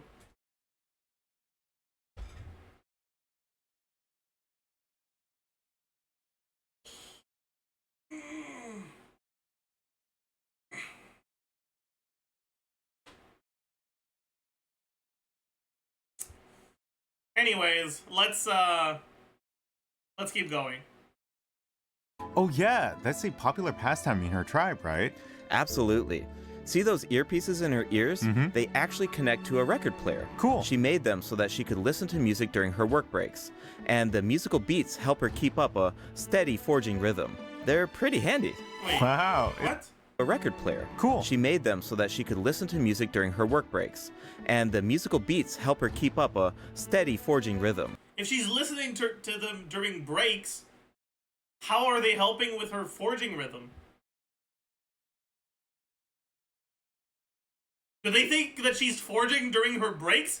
What is her real job then? Is she not a smith?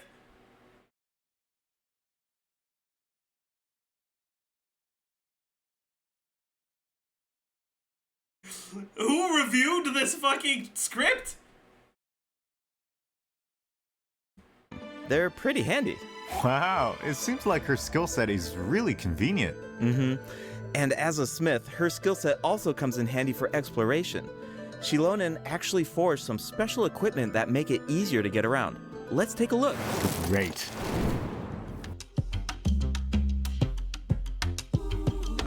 Ooh, she's in her Night Soul's Blessing attire. Cool. Yeah. Wow, she makes climbing look so easy. Yeah. She can even stop in the middle of her climb and take in the surrounding view. Nice. I bet she finds a lot of inspiration that way. For sure. When she finds something interesting, she immediately springs into action. Music's gonna blow. Oh, she's intense. Speaking of intense, let's discuss her battle mechanics. Xilonen uses special equipment in combat too. See those 3 objects next to her? They look like gems, right? Well, those are samplers that were crafted by Xilonen herself. Whoa, those are super shiny. They really suit Xilonen's design. Yeah, and their color can change. The samplers are aligned with Geo by default, but their element will change when you add Hydro, Pyro, Cryo, or Electro characters to your party. For example, if Mualani is in your party, then one of Xilonen's samplers will become aligned with Hydro, and when Xilonen activates that sampler, she can reduce nearby enemies' resistance to Hydro damage. Oh, okay. Well, how do you activate the samplers? It's simple. When Xilonen has at least 2 samplers of an element other than Geo, then hitting enemies with her normal attacks will build up Night Soul points. When Night Soul points are at their maximum level, then all samplers will be activated. This reduces the corresponding elemental resistances of nearby enemies. Okay, I think I understand her kit now. Nice. Xilonen's abilities work best when there are at least 2 different Hydro, Pyro, Cryo, or Electro characters in your party. Once you have an optimal team, you just need to activate the Night Soul's Blessing state and max out her Night Soul points. Exactly. These skills allow her to reduce multiple types of elemental resistance. Of course, Xilonen also works in teams with multiple Geo characters. If Xilonen's samplers are aligned with Geo, then her normal attacks and plunging attacks deal greater damage instead of rapidly accumulating Night Soul points. Oh, really? Xilonen also has a talent that should be helpful for exploring that land. When Xilonen is in your party, triggering a Night Soul transmission with one of your party members will allow them to regain a set amount of phlogiston. Cool. Xilonen's elemental burst deals AoE Geo damage, and if she has at least 2 samplers of an element other than Geo, then her burst will restore HP to active characters at set intervals. Alright, that's all we have for Xilonen's skills. Yep. Oh, I forgot to mention something important. What is it? Ancient names. Xilonen inherited the art of ancient name forging. The Pyro Archon even appointed her to forge an ancient name for the Traveler. Ancient names record the deeds of Natlan's heroes, right? It's amazing she can forge something like that. Exactly. Natlan cherishes its ancient names. Few have the honor of being recognized by past heroes, and even fewer individuals have the ability to forge ancient names. Be sure to check out Tribal Chronicles Nanatskayan in version 5.1 to learn more about Xilonen and ancient name forging. And, just like in version 5.0, travelers can earn extra primogens and level up materials by completing Xilonen's Tribal Chronicle during version 5.1. Speaking of forging an ancient name for the Traveler, at the end of the last Archon quest, the Pyro Archon made it sound pretty difficult. Definitely. Yeah. The Traveler is an outlander, so their adventures in Netland aren't recorded in the Night Kingdom. If those deeds aren't recorded, then it's going to be pretty tricky to forge an ancient name for the Traveler. Yeah, no wonder the Pyro Archon said nobody's ever done it before. During the version 5.1 Archon quest, we'll have to figure out how to overcome that obstacle. We'll also get the chance to meet Citlali from the Masters of the Night Wind. Her tribe is said to be extremely knowledgeable about the Wyub, so she might be able to turn the tides in our favor. Yes! Of course, the Traveler's ancient name won't be the only obstacle. The threat of the Abyss remains, and it seems like Auroran, a mysterious member of the Masters of the Night Wind, is working on a secret plan. Ooh, there's so much to look forward to. Travelers can also earn extra Primo Gems from this Archon quest, right? You're exactly right. Just like in version 5.0, travelers can earn an extra 500 Primo Gems if they complete the Natlan Archon quest Act 3 and Act 4 during version 5.1. But that's not all. Extra rewards will also be available for exploring Natlan during version 5.1. Travelers can earn a total of 400 extra Primo Gems by completing related world quests and increasing... Chad, how many do you think I'm gonna get? I'm actually curious. Do you think I'm gonna get 100, 200, 300, or 400? What do you expect? 0. Okay, why are there more zeros than anything else? You guys are being mean right now.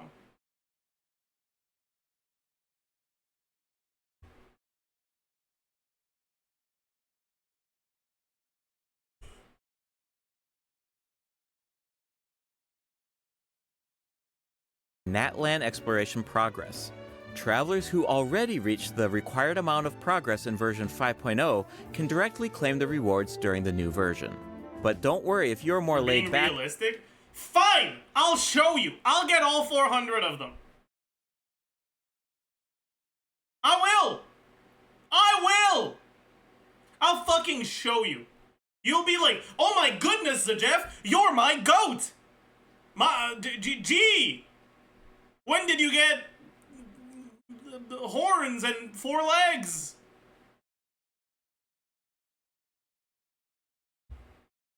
About exploring new regions. Anyways. These exploration rewards will be available for 2 versions. That means you will have all of version 5.1 and 5.2 to satisfy the conditions and claim the rewards. Yeah. Can we expect similar rewards to become available as the map expands in future updates? You bet. Limited time I'll give 5 if you even get 60%. Anyone else? Any other doubters willing to put money on the line?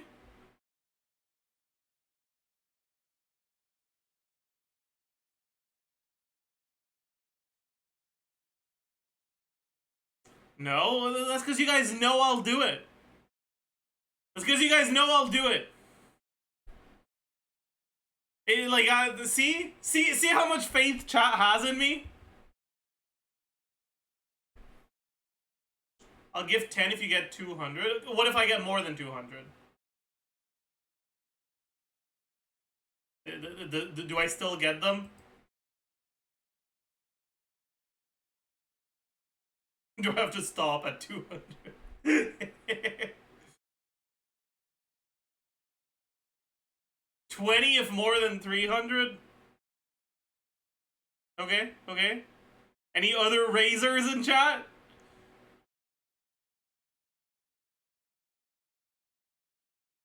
If you get the 80% reward, I'll gift 5. Alright, alright. Doubters! 5 more for every 100 primos above 200. Okay! Okay, any other doubters? I'll gift 1 if you get 120%. No, thank you.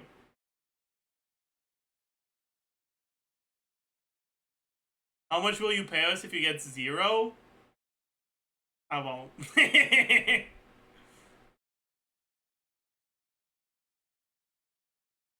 80% and I'll give 10? Okay, okay, okay.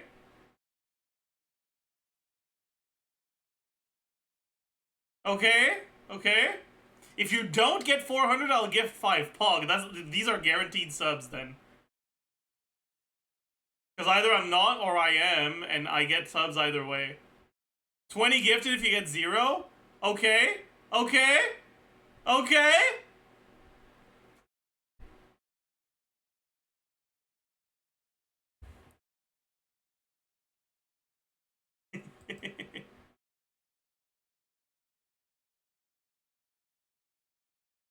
These are all legally binding, by the way. Exactly.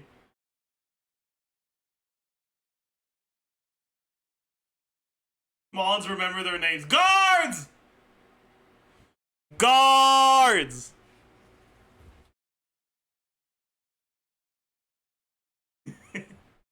This chat is not only a dating site, but a legal document. Yes, exactly. Exploration rewards will be offered for all future Natlan areas. 20 if you do 100%. Okay? Yes. Each time a new region is released, the exploration rewards will be available for 2 versions. That way, travelers should have enough time to explore the new maps and claim those extra Primo Gems. We have so much time, too. 2 versions? Like, that's insane. Each version comes with a ton of activities. You might even come across some opportunities for exploration during certain commissions or events. So you'll definitely have a ton of chances to work towards those rewards. We should give the travelers an example. You'll still do it last day. I won't! No problem. In version 5.1, travelers will be able to take part in an event called Aphid Treasure Trace. They'll work together with Xilonen to track down and capture phlogiston aphids. It's not as simple as I make it sound though. These creatures have been corroded by the abyss, which caused them to grow unnaturally large. Wow, is nothing safe from abyssal corrosion? Natlan's really going through a tough time. Tell me about it. Luckily, the corrosion levels are still reversible. Start by unleashing attacks with your characters, then use Xilonen's insect net to break their shields. Once the surrounding shields are down, travelers can purify the abyssal energy inside of them. Elsewhere in Natlan, travelers who venture into a specific underground cavern will discover a secret source automaton that was left behind by a lost civilization. The secret source constructor awaits all challengers. If you manage to beat this new boss, then you can earn special materials. I bet Xilonen would love Special materials. Surely they don't just mean the basic boss mats that you get on everything, right? Surely they're special, right? to get her hands on the parts of that automaton.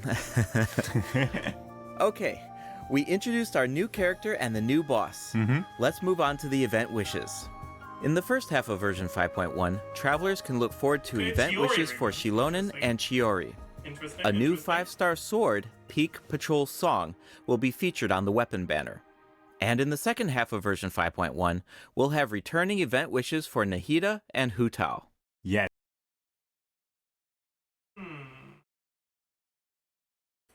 Nahida and Hu Tao.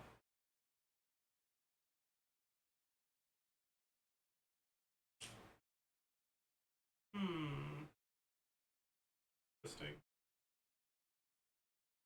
Yes, and new 4-star weapons will also be added to the weapon banner during version 5.1. Oh. I haven't actually seen these weapons. I'll take a look at them. Are they on Hakushin? Hopefully. Wait, or are they on? Wait.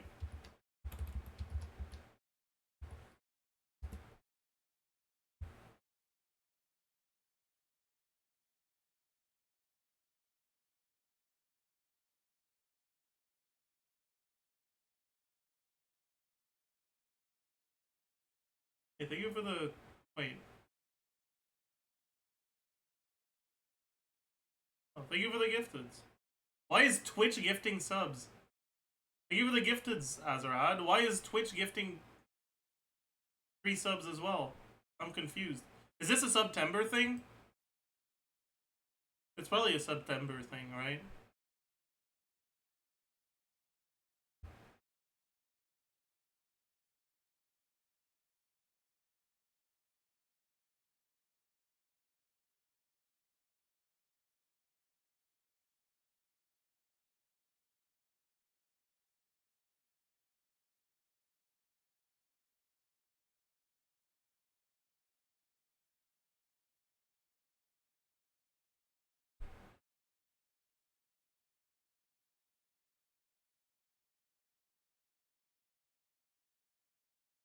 The fuck is this for?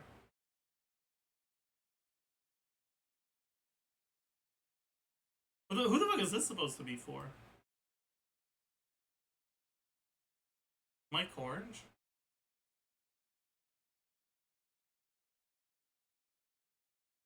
Emily? Oh yeah, that exists. I guess it's for Emily, yeah. Huh.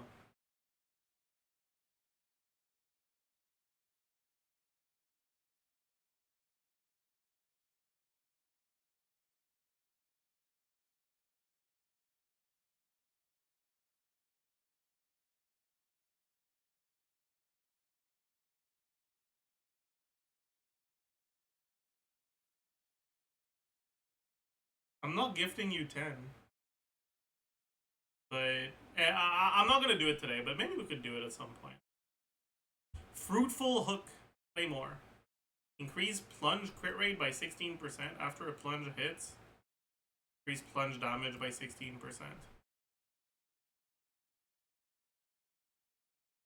Wait, that's insane. What the fuck? Wait, that's insane. 32 crit rate and 32 damage? What in the fuck is this?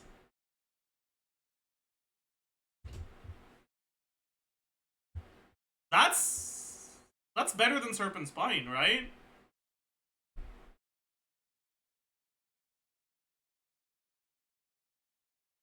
That's gonna be best in slot, is it not?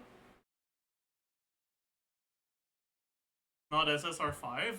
SSR5 is less crit rate, only 18% more damage percent, but it doesn't have the substat. Like, this is... R5 of this is gonna be better than R5 Serpent Spine.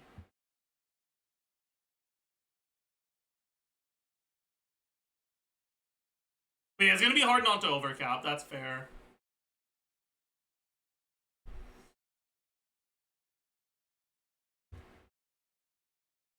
Is Wolf's Gravestone still better? No.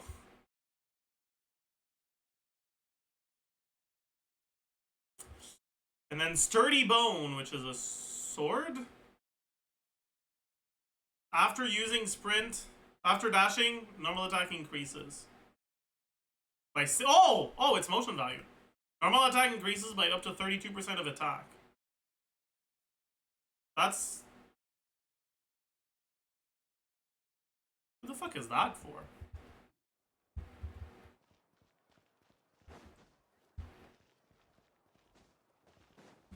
For Chlorinde? I guess? Yeah? But she's gonna proc the quota way too quickly, so it's not really for her.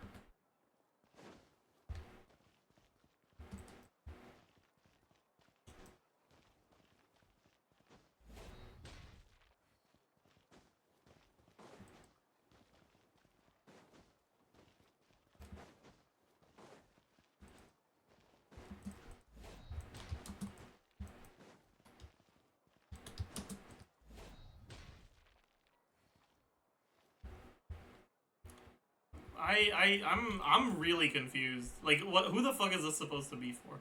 What the fuck is a hype chest?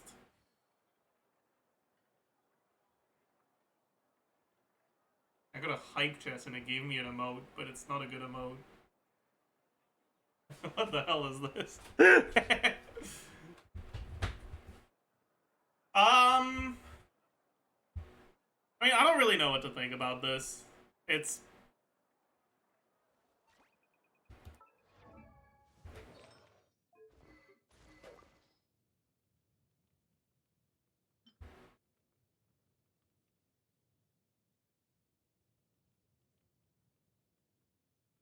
kind of like the flute. Is it not? It's like better than flute, but like not even that much. I don't know.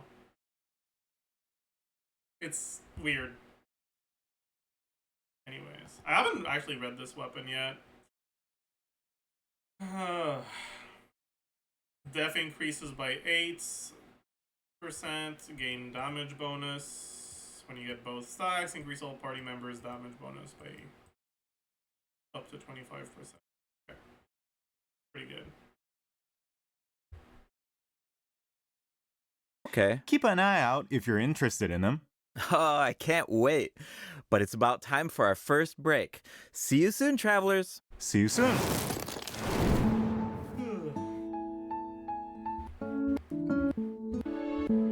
Yep, it's Sumeru. Back, travelers. I'm sure that everyone can figure out where we're at. Yep, it's Sumeru City. Things are looking really festive. That's because we're celebrating Nahida's birthday in version 5.1. I still remember how the Sub-Zero's festival kept repeating during the Archon quest 2 years ago. Nahida couldn't celebrate her birthday because the Grand Sage trapped her in the sanctuary of Sorastana. Right, and Nahida's character teaser was so sad. Especially during that third instance of, when I woke up, I was riding in a flower carriage. The sudden change of music was so heart-wrenching. Definitely. The Traveler really helped out by exposing the Academia, and Nahida was able to earn her people's love, but we all feel like she deserves a true birthday celebration, right? Yeah, absolutely. So, in the version 5.1 event, Chromatic Ode of Candice and Roses, I pulled on a banner for this, Candace. Fuck! Travelers will get the chance to give Nahida the birthday celebration that she deserves. Alright, finally. Yeah, actually, I have a few screenshots that I can share with everyone. Do you want to take a sneak peek at this Sub-Zero's festival? Why can't it be let's Dory? do it. Whoa, that's a lot of people. Or Data! It looks Give me like a they're Data secretly instead. discussing something. This year, the Academia is organizing a birthday celebration unlike any other. Think of it as a small way to make up for their past mistakes. Plus, the Traveler has teamed up with a bunch of friends from Sumeru to prepare a special surprise for Nahida. Oh, I can't wait to see her reaction. Of course, a surprise is only as good as your ability to keep it a secret, so don't give it away, Travelers. The flower carriage is another important part of Sub-Zero's festival. This year, our Sumeru friends have created a miniature carriage to simulate the parade. That way, it can go off without a hitch. That's so nice of them. And the Traveler will serve as the Knight of Flowers during the real parade, escorting the carriage along the route. Wow, so the Traveler is like Nahida's protector. Yeah, it looks like the Aranara are also involved in the festival.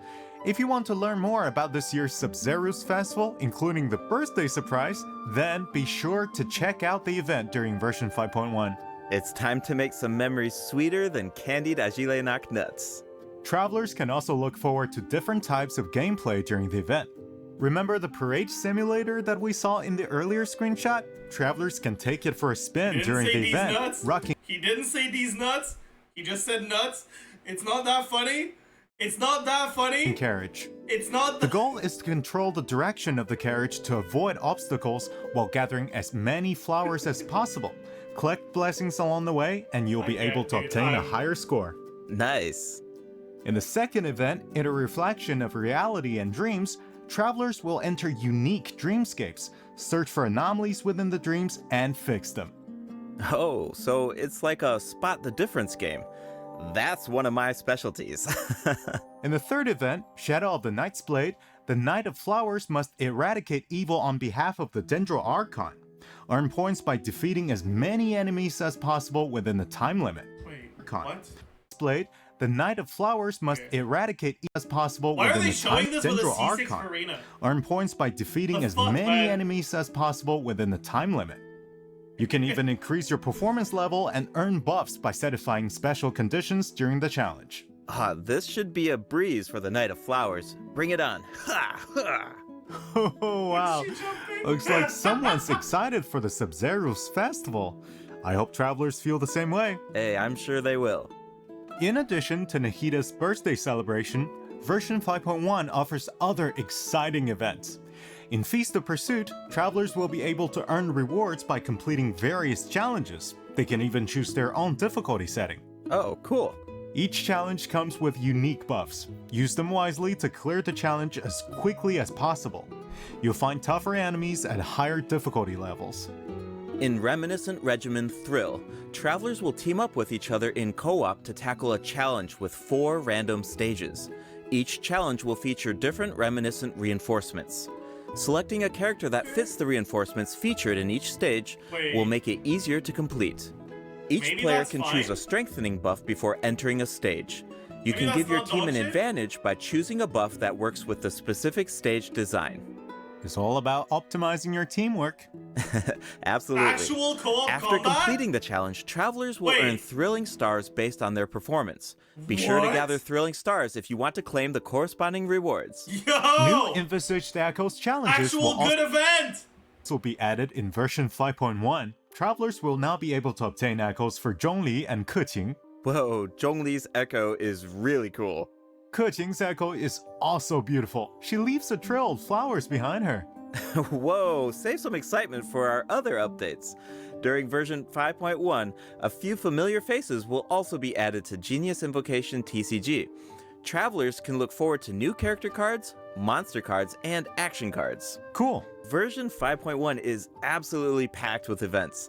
There's even the Aphid Treasure Trace event that we introduced at the beginning of the program. That's not all. There's an old friend we haven't seen in a while. Wait, do you mean... That's right. Lieben will be back in version 5.1. Just like always, travelers can exchange their items for primo gems and level up materials. I even heard that Natlan-specific materials will be available during his latest visit. Awesome. That should be all for the version 5.1 events. That means it's about time for our second break. You got it. We'll be right back, travelers.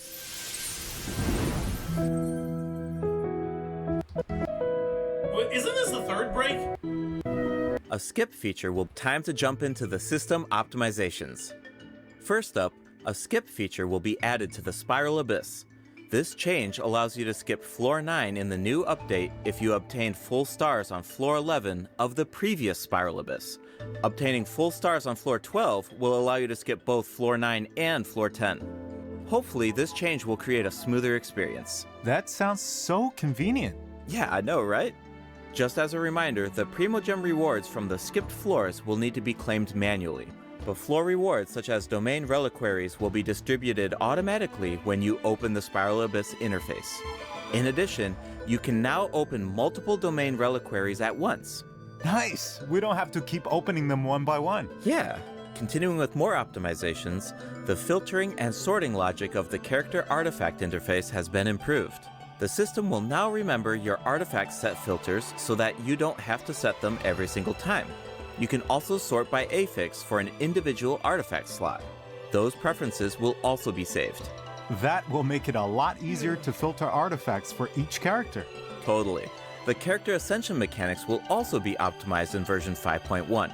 You can now see the craftable amount of certain materials directly in your inventory.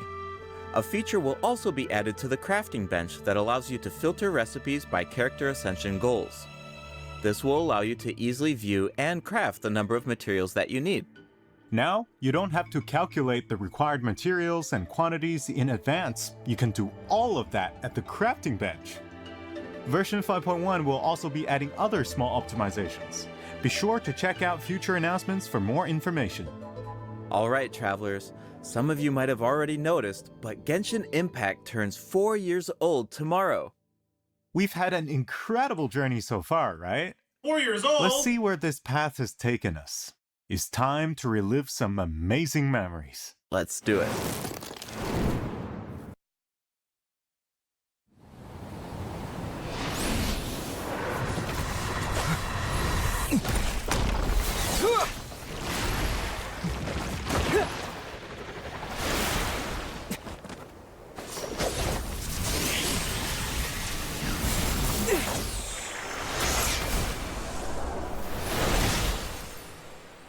Are these supposed to be memories?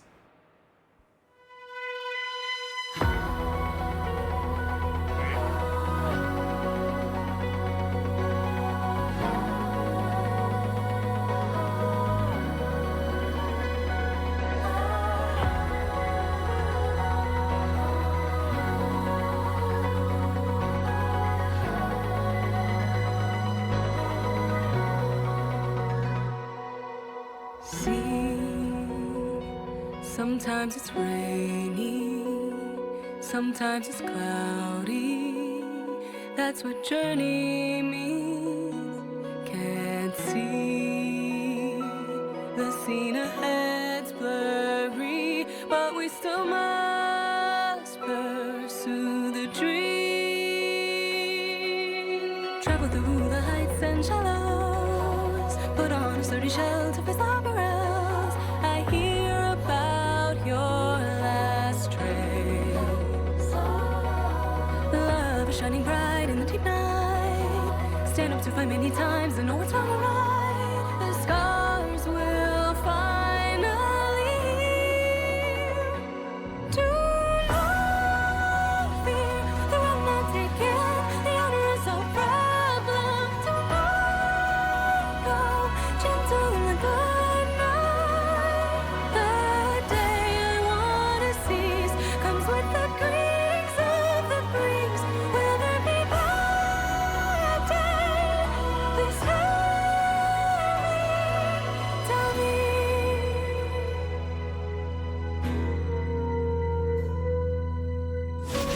Very voices amazing, yeah. I agree.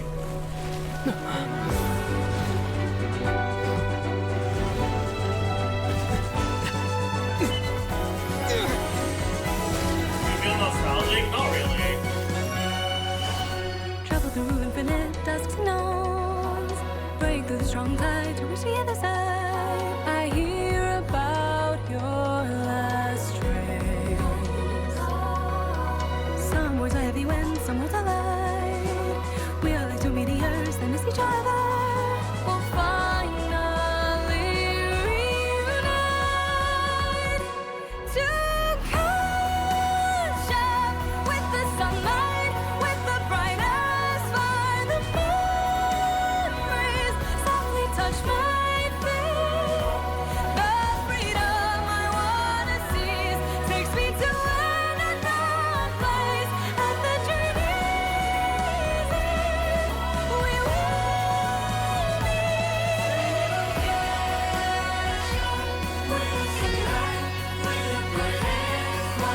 I'm like,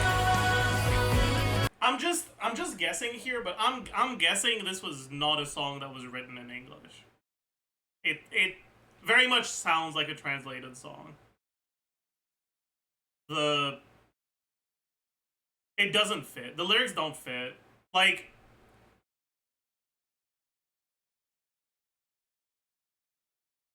it makes me feel awkward how so many of the like words are the intonation is like it puts the accent on the wrong syllable.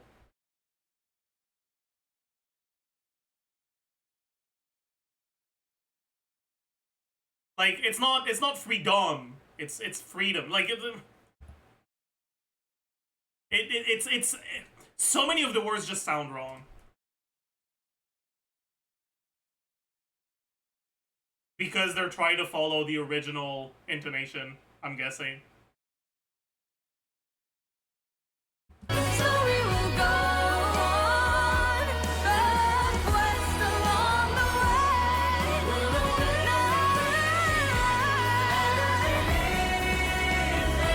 Like,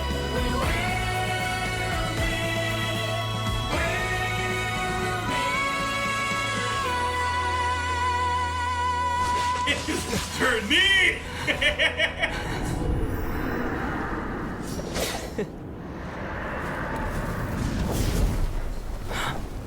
It's like they made sure that the syllables fit, but only within each verse, or like only across each verse, not like within the melodic structure of what's actually being sung.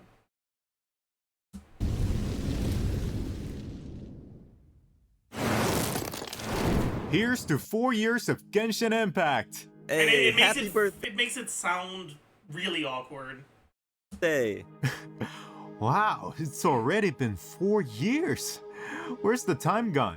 It really brings back so many memories when I see all those scenes. There's that fight against Storm Terror, the Battle of the Jade Chamber, Nahida saying goodbye to Greater Lord Ruka Devada, the Masquerade of the Guilty. I know, and I'm definitely going to have that song on repeat. That's exactly what I did with the Natland Symphony performance. It seems like this is a good place to announce that Natland's first OST album, Land of Tleayatl, is about to be released.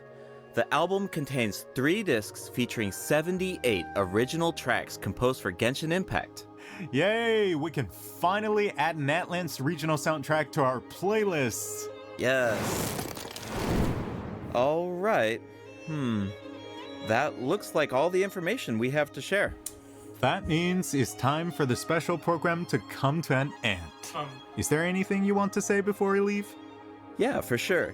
Well, I think there's so much cool content coming in this version, and hey, come on, 4th anniversary, that's so huge. Yeah. I mean, we've put so much work into this game over the years, and every version has been special, but I gotta say, 5.0, 5.1, these have been great. Exactly. I mean, seriously, Genshin Impact is not only a game to me. It's my work, it's my life. Right. I play Genshin Impact every day. I talk about Genshin Impact every day, and I interact with players online. Okay. Listen, I don't want to send any hate to the localizers because like it's not their fault, but like who decided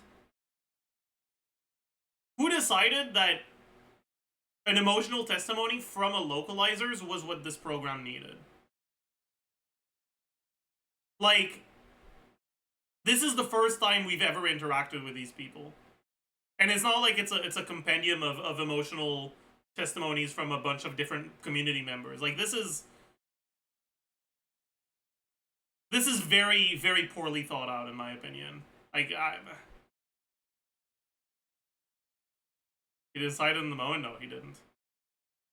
Like, I'm guessing they wanted to have an emotional testimony from a voice actor, and they just didn't bother figuring out what to change it with.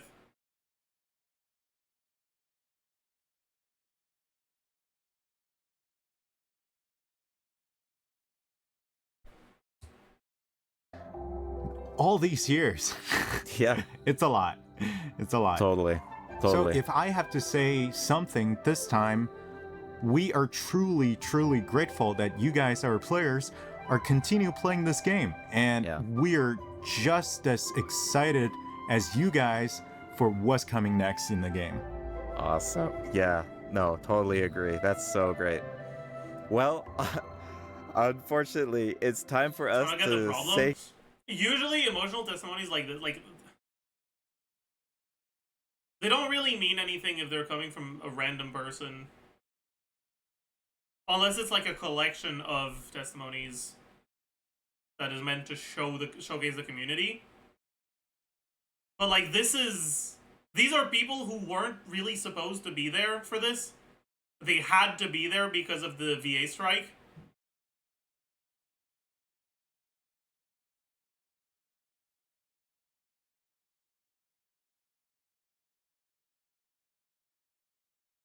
And when you know that like this was supposed to be an emotional testimony from a VA, all it feels like is like it's like they're reminding you that the VA is striking. And I don't know, but it's like it feels out of place in my opinion.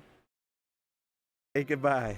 Once again, thank you so much for all of the support over these past 4 years. Hope to see you in game. Bye, everybody. Bye. Anyways,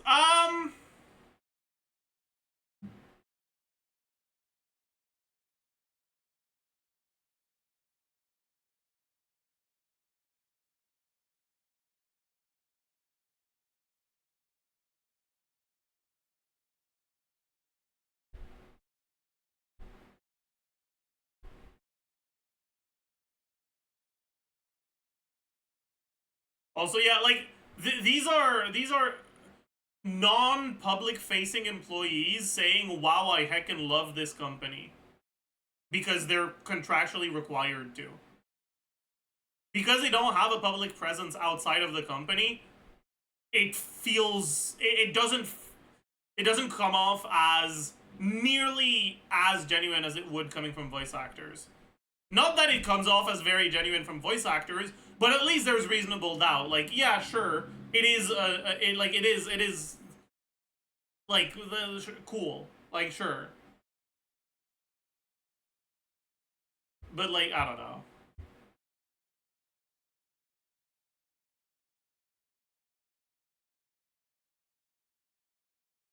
Anyways, what do you guys think about the about 5.1 so far? I'm a little disappointed. Actually, am I really disappointed? I don't know.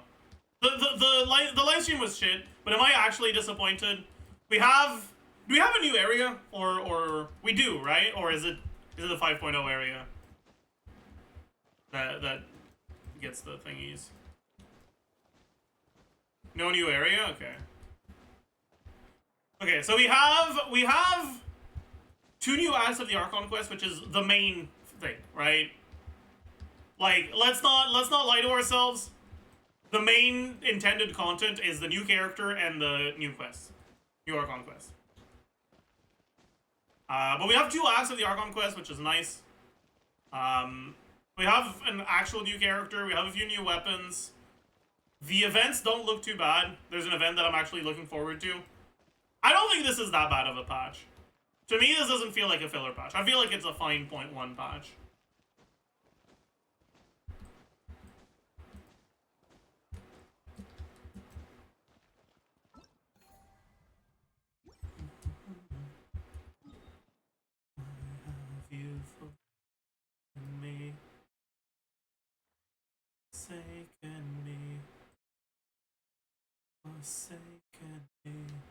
What books does Xilonen use?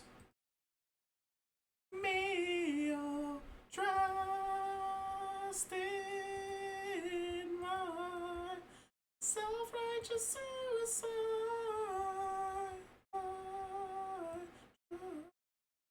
When angels deserve to die. Kindling? Is that today? Yeah. Alright, let's do that then.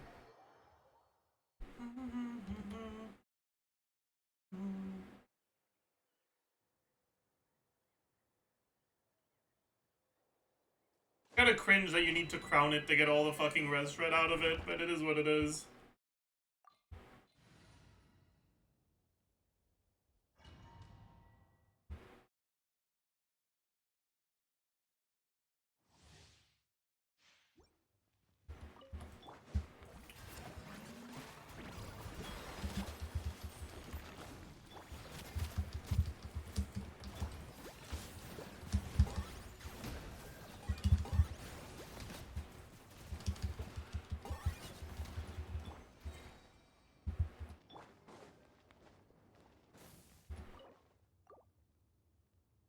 Okay, is there any point to building anything besides ER and Xilonen? If you're using Farina, yeah. But if not, no.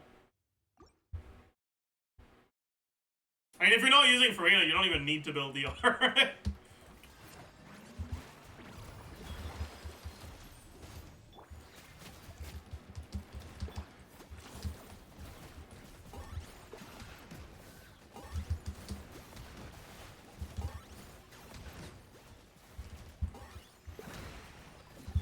Why did they ungroup? Any knowers? What is blood doing?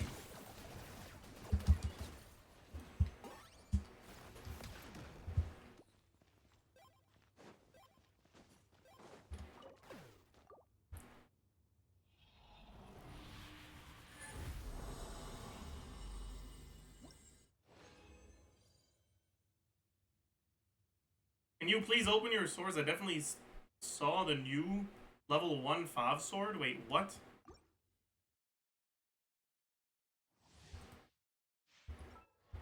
What are you talking about?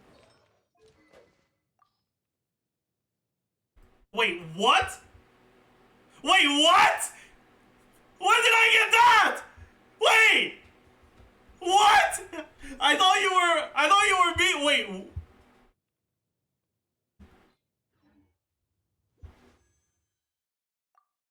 I didn't notice! How did I not notice? When did I get that?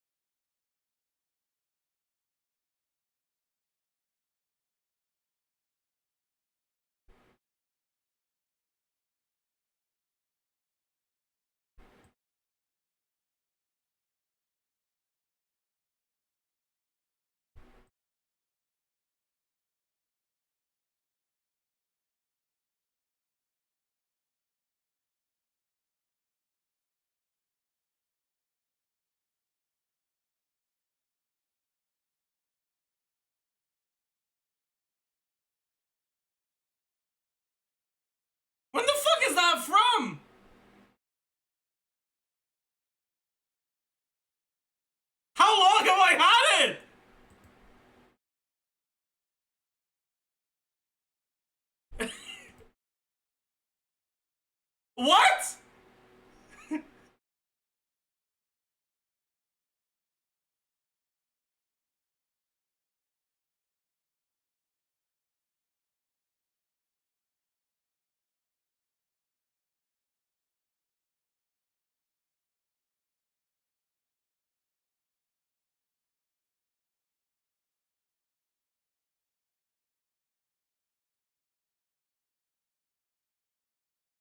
Did I dupe a fob or what?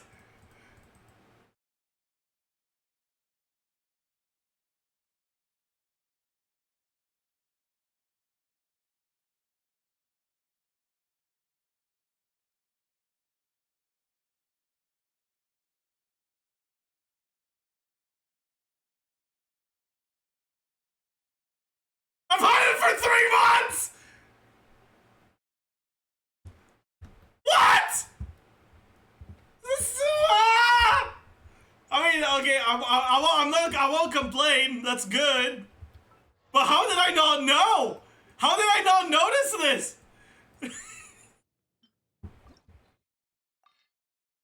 I don't know what to say. Thanks for your help, chatter.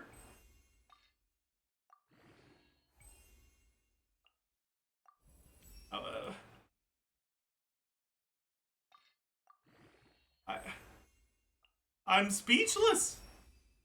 It was buried under all these flutes. Yeah, it was. Dude, what the fuck? Dude, like, what?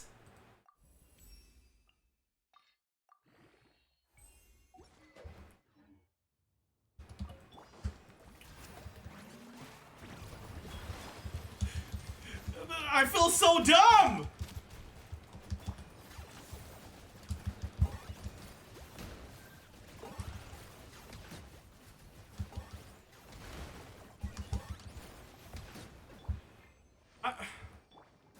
How?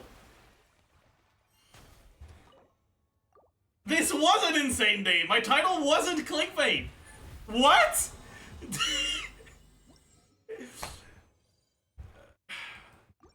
Oh, Zajef clips? Hello, I guess? Dude, what in the fuck?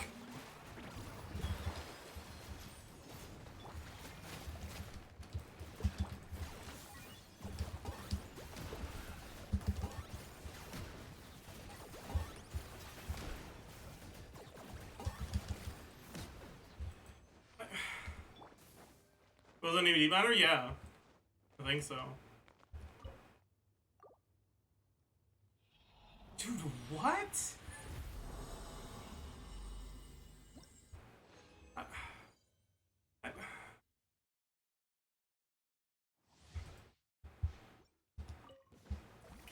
No, it was Chloe. Actually, yeah, that makes more sense.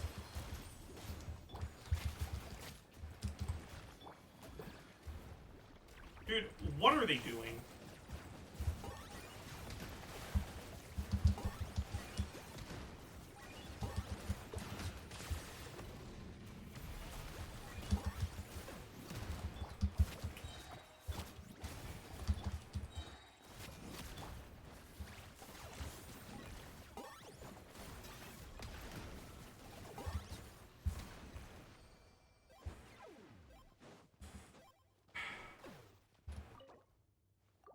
That's why you have to show chat the polls? True.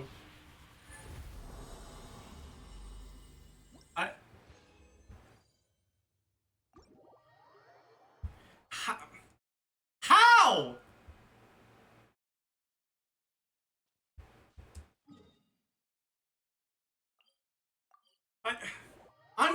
I don't get it. How did this happen? Why did this happen? Am I an idiot?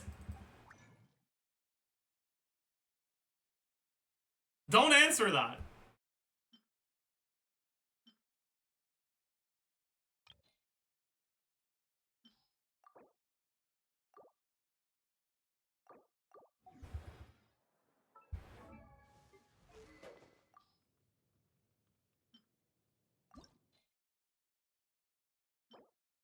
Black crystal horn.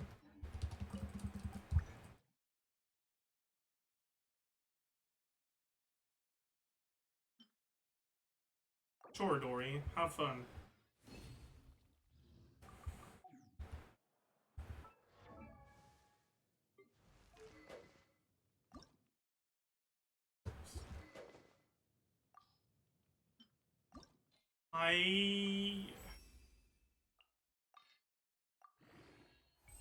I'm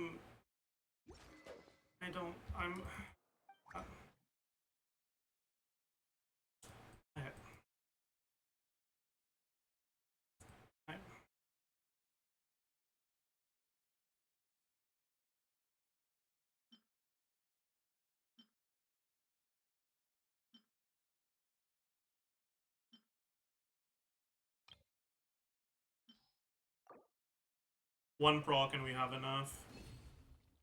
Fuck. One proc and we have enough. Fuck. If this procs, we have enough. Fuck.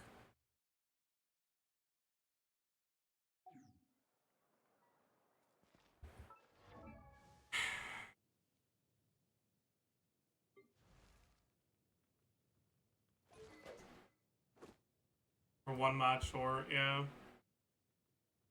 Do I have a way to get them at? Is it today? No.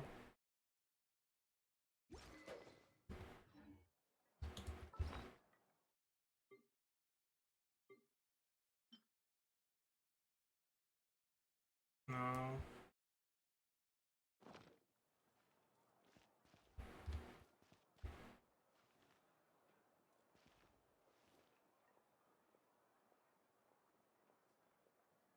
Explore Leah?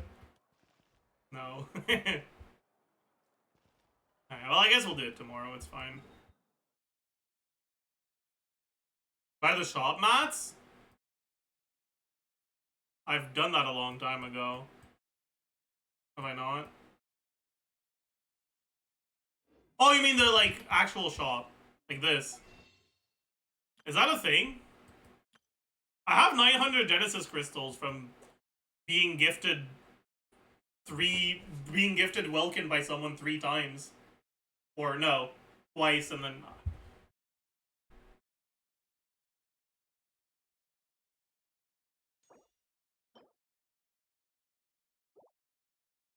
Yeah, I could do this. I don't want to, though. I don't really see a point. That's 900 primos. I'm not wasting that. I guess it would only be 100, but still. If I waited 3 months, might as well wait one more day. Yeah, that's a good point. It's a very good point. I need to tweet about this. Just found out I've had a Fav sword sitting at level 1 for 3 months. I am going to kill myself. No.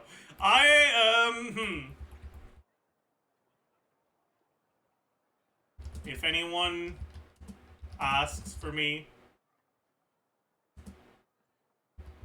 I'll be in my room crying.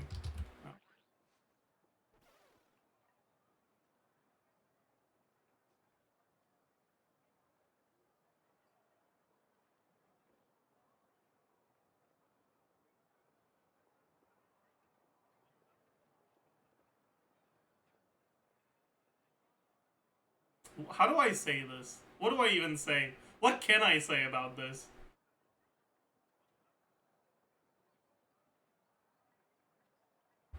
I feel both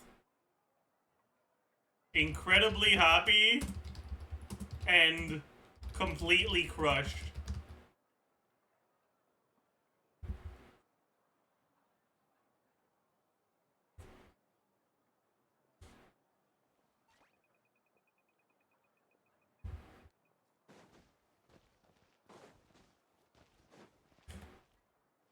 Yeah, I can reply with a skull emoji.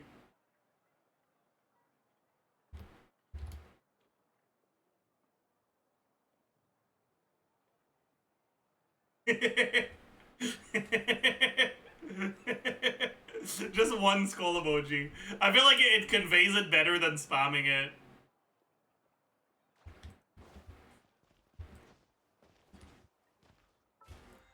Man! What is wrong with me?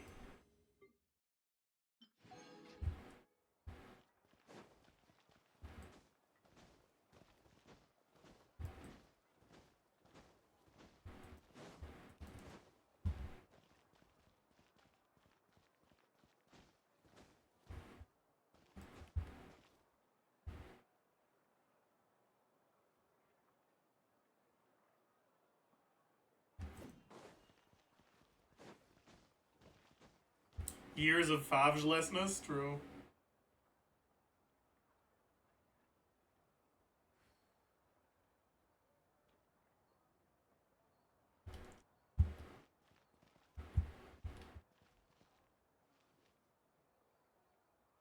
It was so funny hearing Jamie today describing his Melody set as the Zajef pieces. What did he mean by that?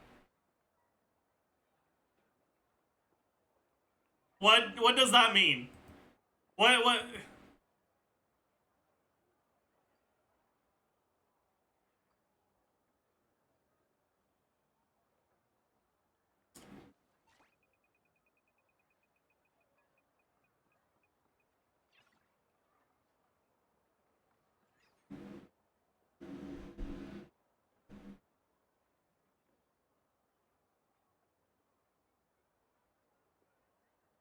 Oh yeah, apparently Mad Lions didn't play like shit. Is that real?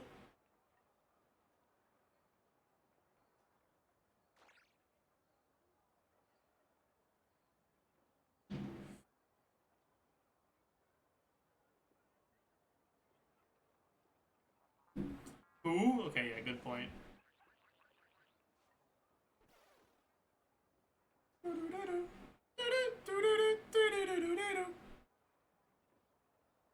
Alvaro was good, yeah. I heard Alvaro played really well.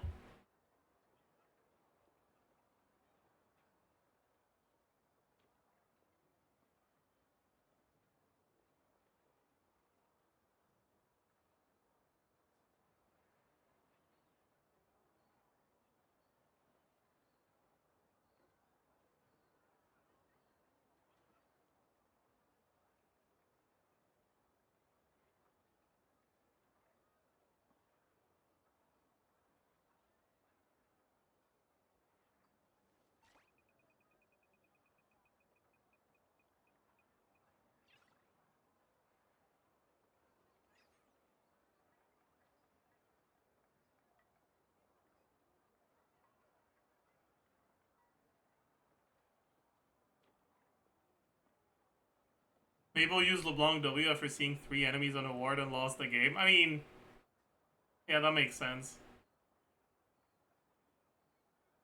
El Yo-Yo forgot to buy Jungle Light.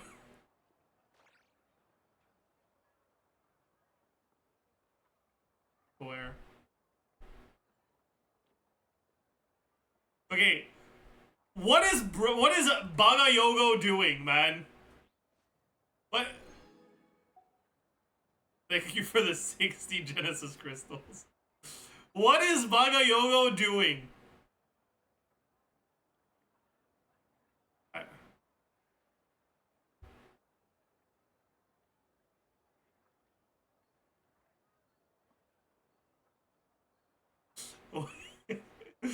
I think Bagayogo's a streamer. He's stalling right now.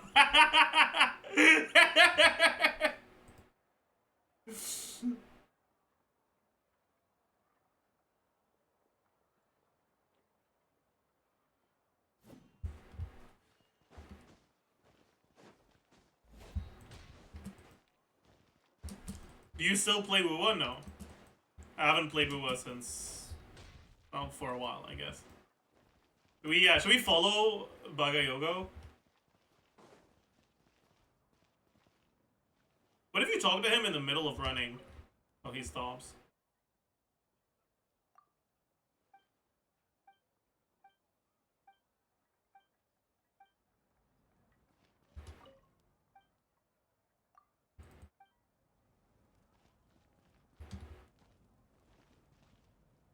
Do you guys think we could trap him? Oh, wait, what? No.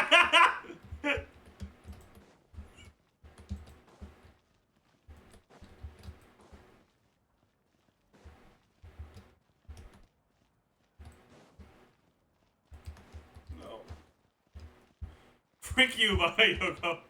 Who do you think you are?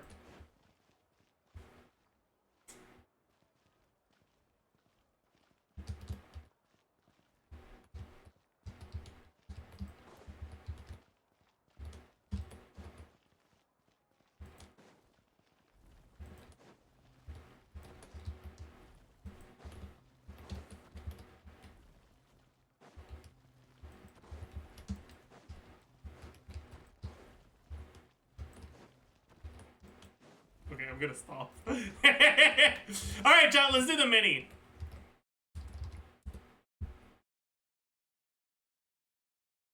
Aptly named brand of road and mountain bikes.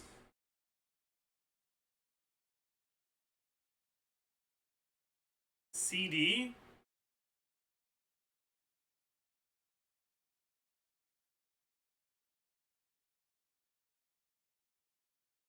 Make amends. Sorry?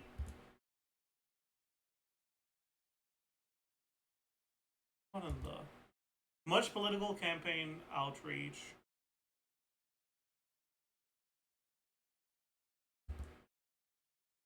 Mission for a scout?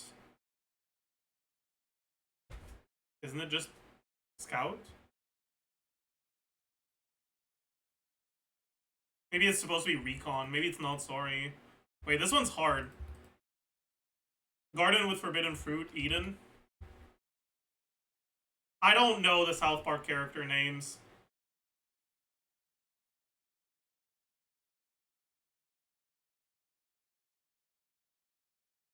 Fuck.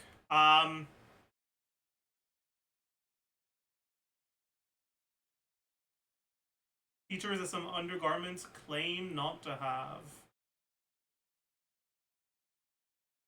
What?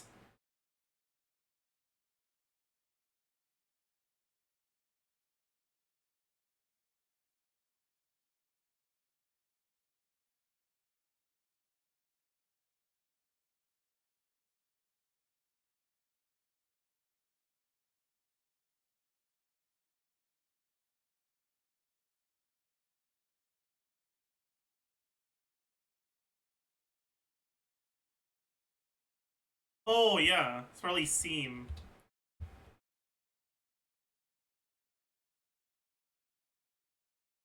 Make amends? Is it just amend? There is no shot. There is no shot it's supposed to be amend.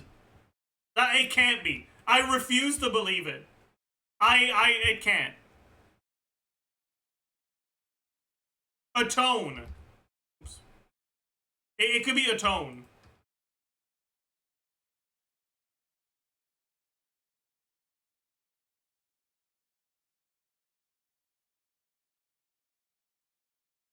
It has to be a tone. Mission for scout recon? Probably. MSN? Oh my god, it's MSN. Dude, that's old. I feel old. I used to use MSN when I was very, very young. Jesus Christ.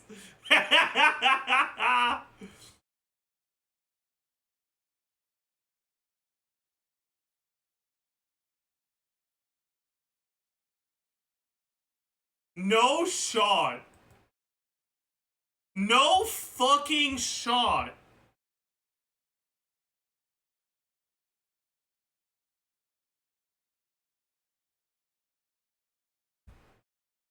No fucking shot. No fucking shot. Nah. This mini was ass, dude. What? What a bad mini. Whoever made this was so phoning it in. They really were. Yeah. So yeah, what would be a good hint for the word CD? Oh, I know. CD. What about for the Microsoft program Excel? Or the word representing excellence, Excel. Oh, I know! XL! Dude!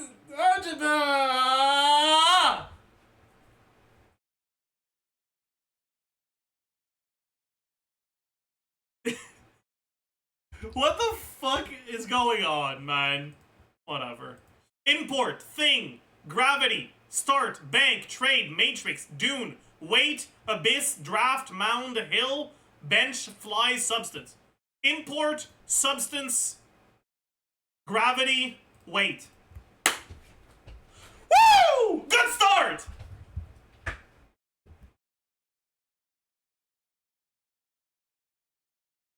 Hill, mound, dune.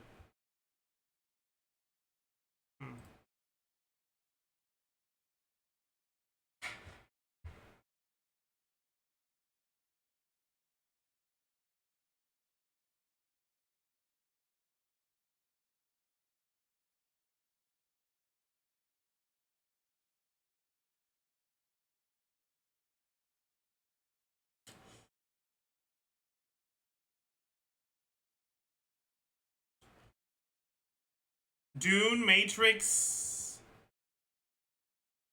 Just movie names. But no, I mean, it might be that, but I don't know.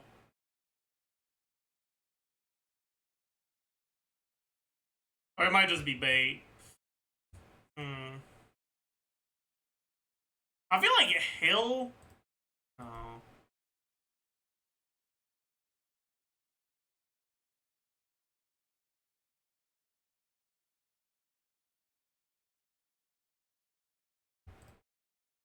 Draft. Okay, what? Bank could be like counting on. To bank on something? No. What other thing could bank be associated with?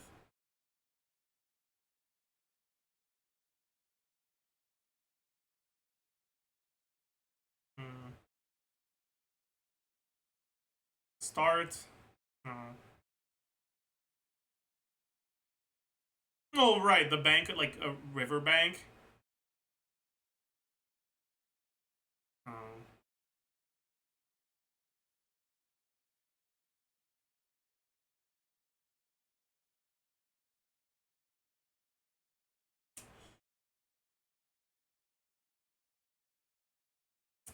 Fly.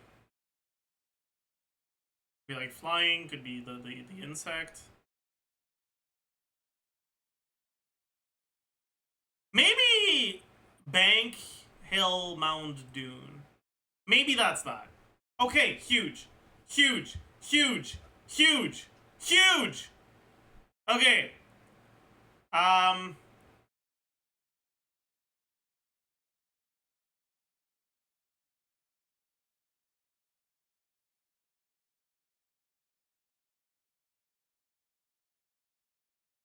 Terms related to professional sports teams lineup. Huge. Insane. Insane. Insane. I feel like this was a good connections. This was a good connections. What is fantasy sports? Like, fantasy sports is like getting together with people and like making fictional teams, and then each of the players you picked gives you points based on their performance.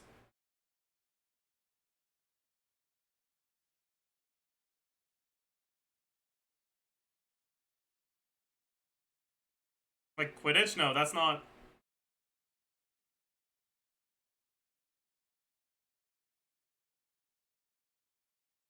Yeah.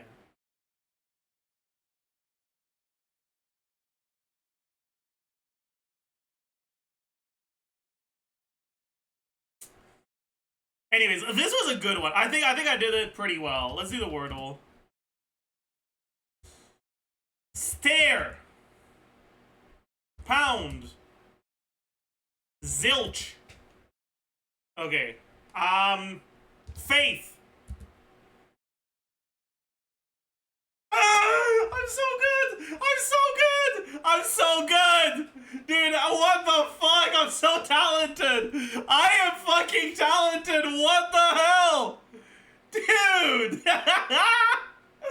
What a good day! What a good day this is.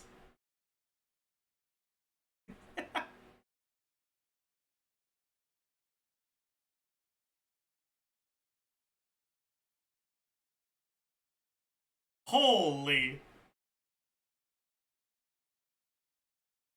We need to do the Genshin though. We gotta keep it going, man.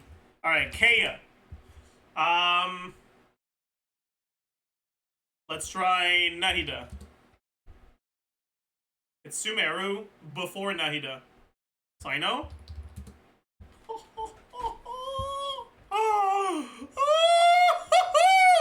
Remember that I don't go easy on anyone, even you? Who's a fucking tryhard? Who's a tryhard? Who's an omega tryhard?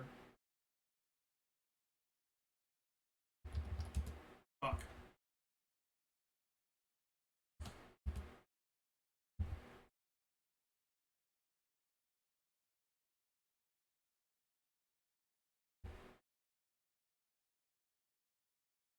Who is it again?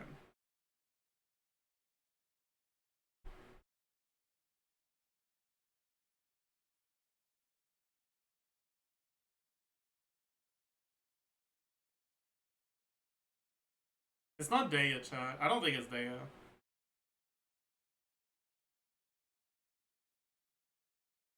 Yeah, Amber actually makes sense. Yeah, okay. Alright, daily ability. So it looks like some sort of spinning thing? Wait. Oh. Is that a hilly churl? That looks like a hilly churl.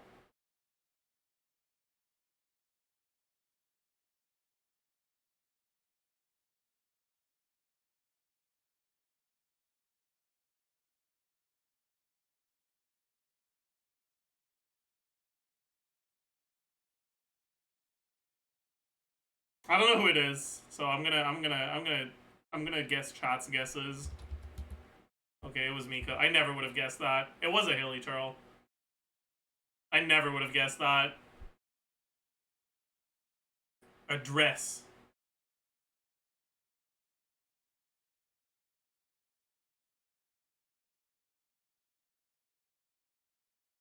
I get it could be Chiori. It could be Farina because her dress color changes when she changes form. It's probably Chiori, right? It's not. What the fuck is that? Is that an arm? Oh, it's a microphone! Oh, that's supposed to be a singer!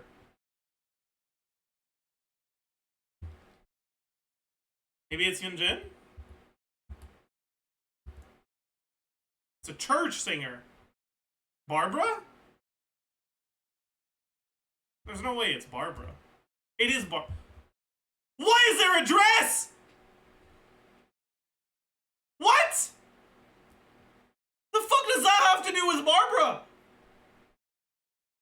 And how is this supposed to...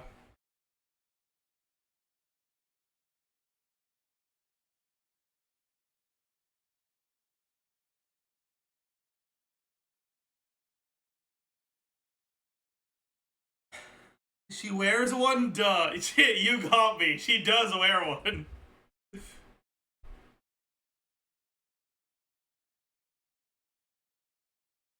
Okay, let's do the Star Rail duel.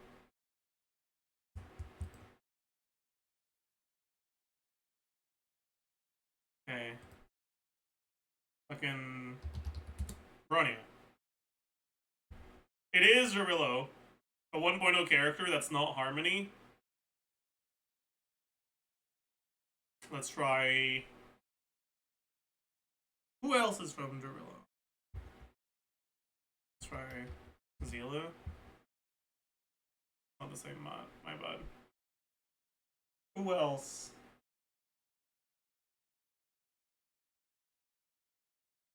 Natasha, maybe? Natasha. Wait, she's Abundance. I'm an idiot. My bad. Okay, wait. So it could be... What are the elements remaining?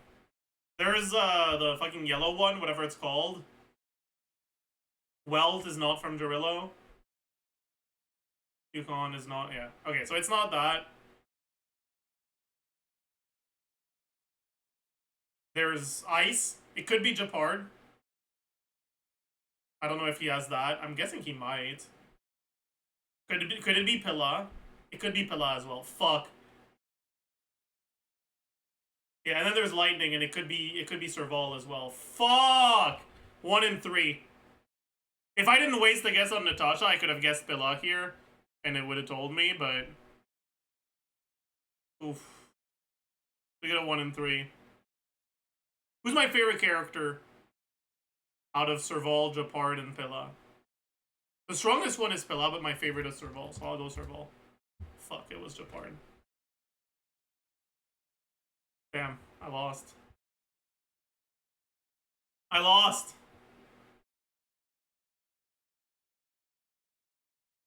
What he seeks, I am unable to provide. Sounds like something Dunheim would say. Really? These are separated?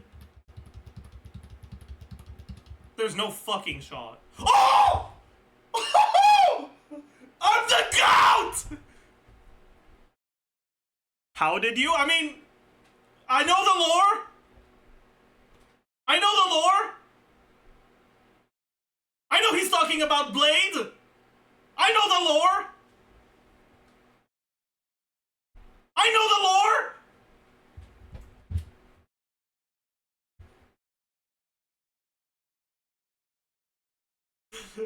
I'm actually kind of proud of this one. That's like, he's talking about Jingyuan. There's no shot. If he is talking about Jingyuan, this was entirely luck. No, he isn't? Okay, thank you. That's reassuring. Wait, so I actually got it from skill then. Like, I actually just straight up knew what this was about.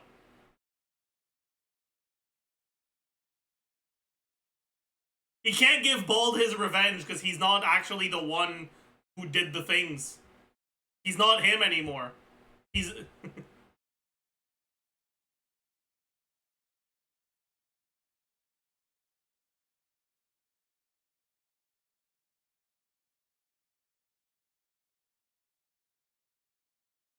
Yeah, and he can't kill him and whatever. But whatever. I knew what this was about. I'm the GOAT. Easy. That looks like a chess piece or a key. A key. Gears. Who's Gears related? Is it Misha? Dude, I'm the fucking GOAT.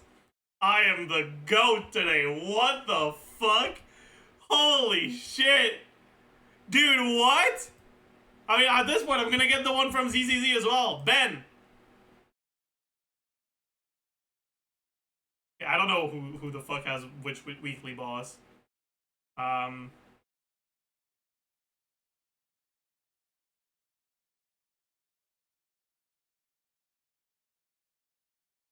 Okay, it's an attack character.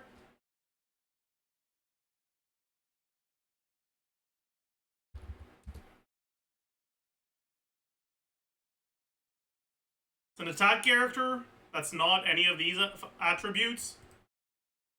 What's left? Lightning? Could it be Anton? No, because he'd be Bellabog. What else is there? What are the other elements?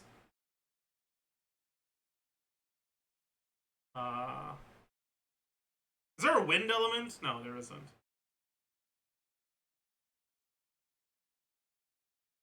Oh, there's the ether. Oh, wait. Is it, Her? Yeah! Okay. Easy clap.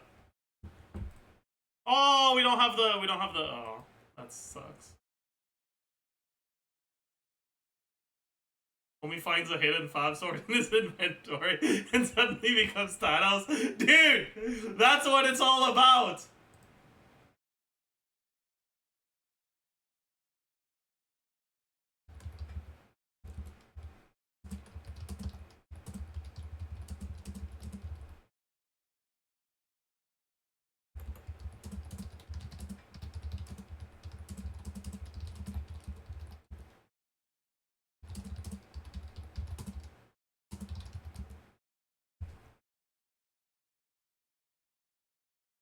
Where's Wuwadol? Nah.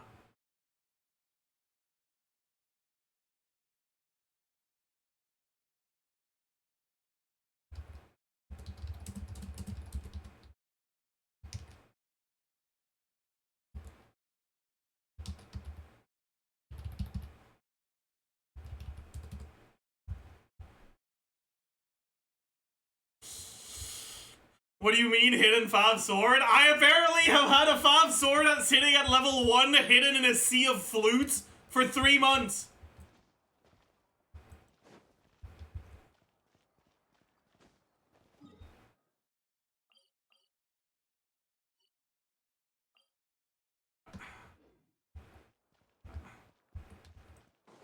Bro found $100 on his couch. I know, right? Oh.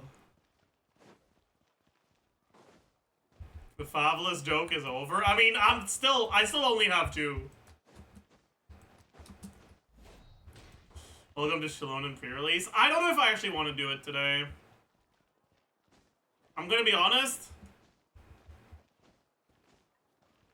I am feeling very dizzy right now. I don't really know why.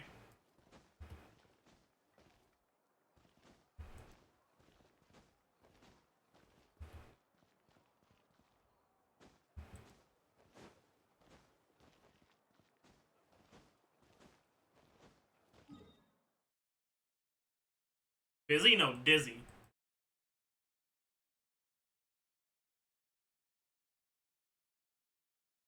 I think I'll do it tomorrow. Are you gonna play a CPU? I'm gonna go lie down for a little bit. If I feel better in a while, I will.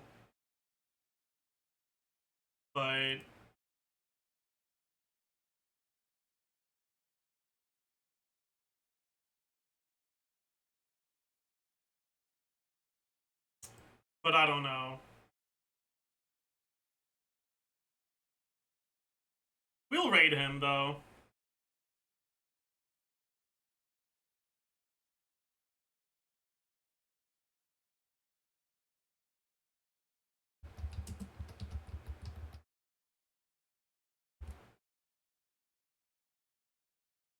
Everyone go say hi. I'll see you guys tomorrow for the Xilonen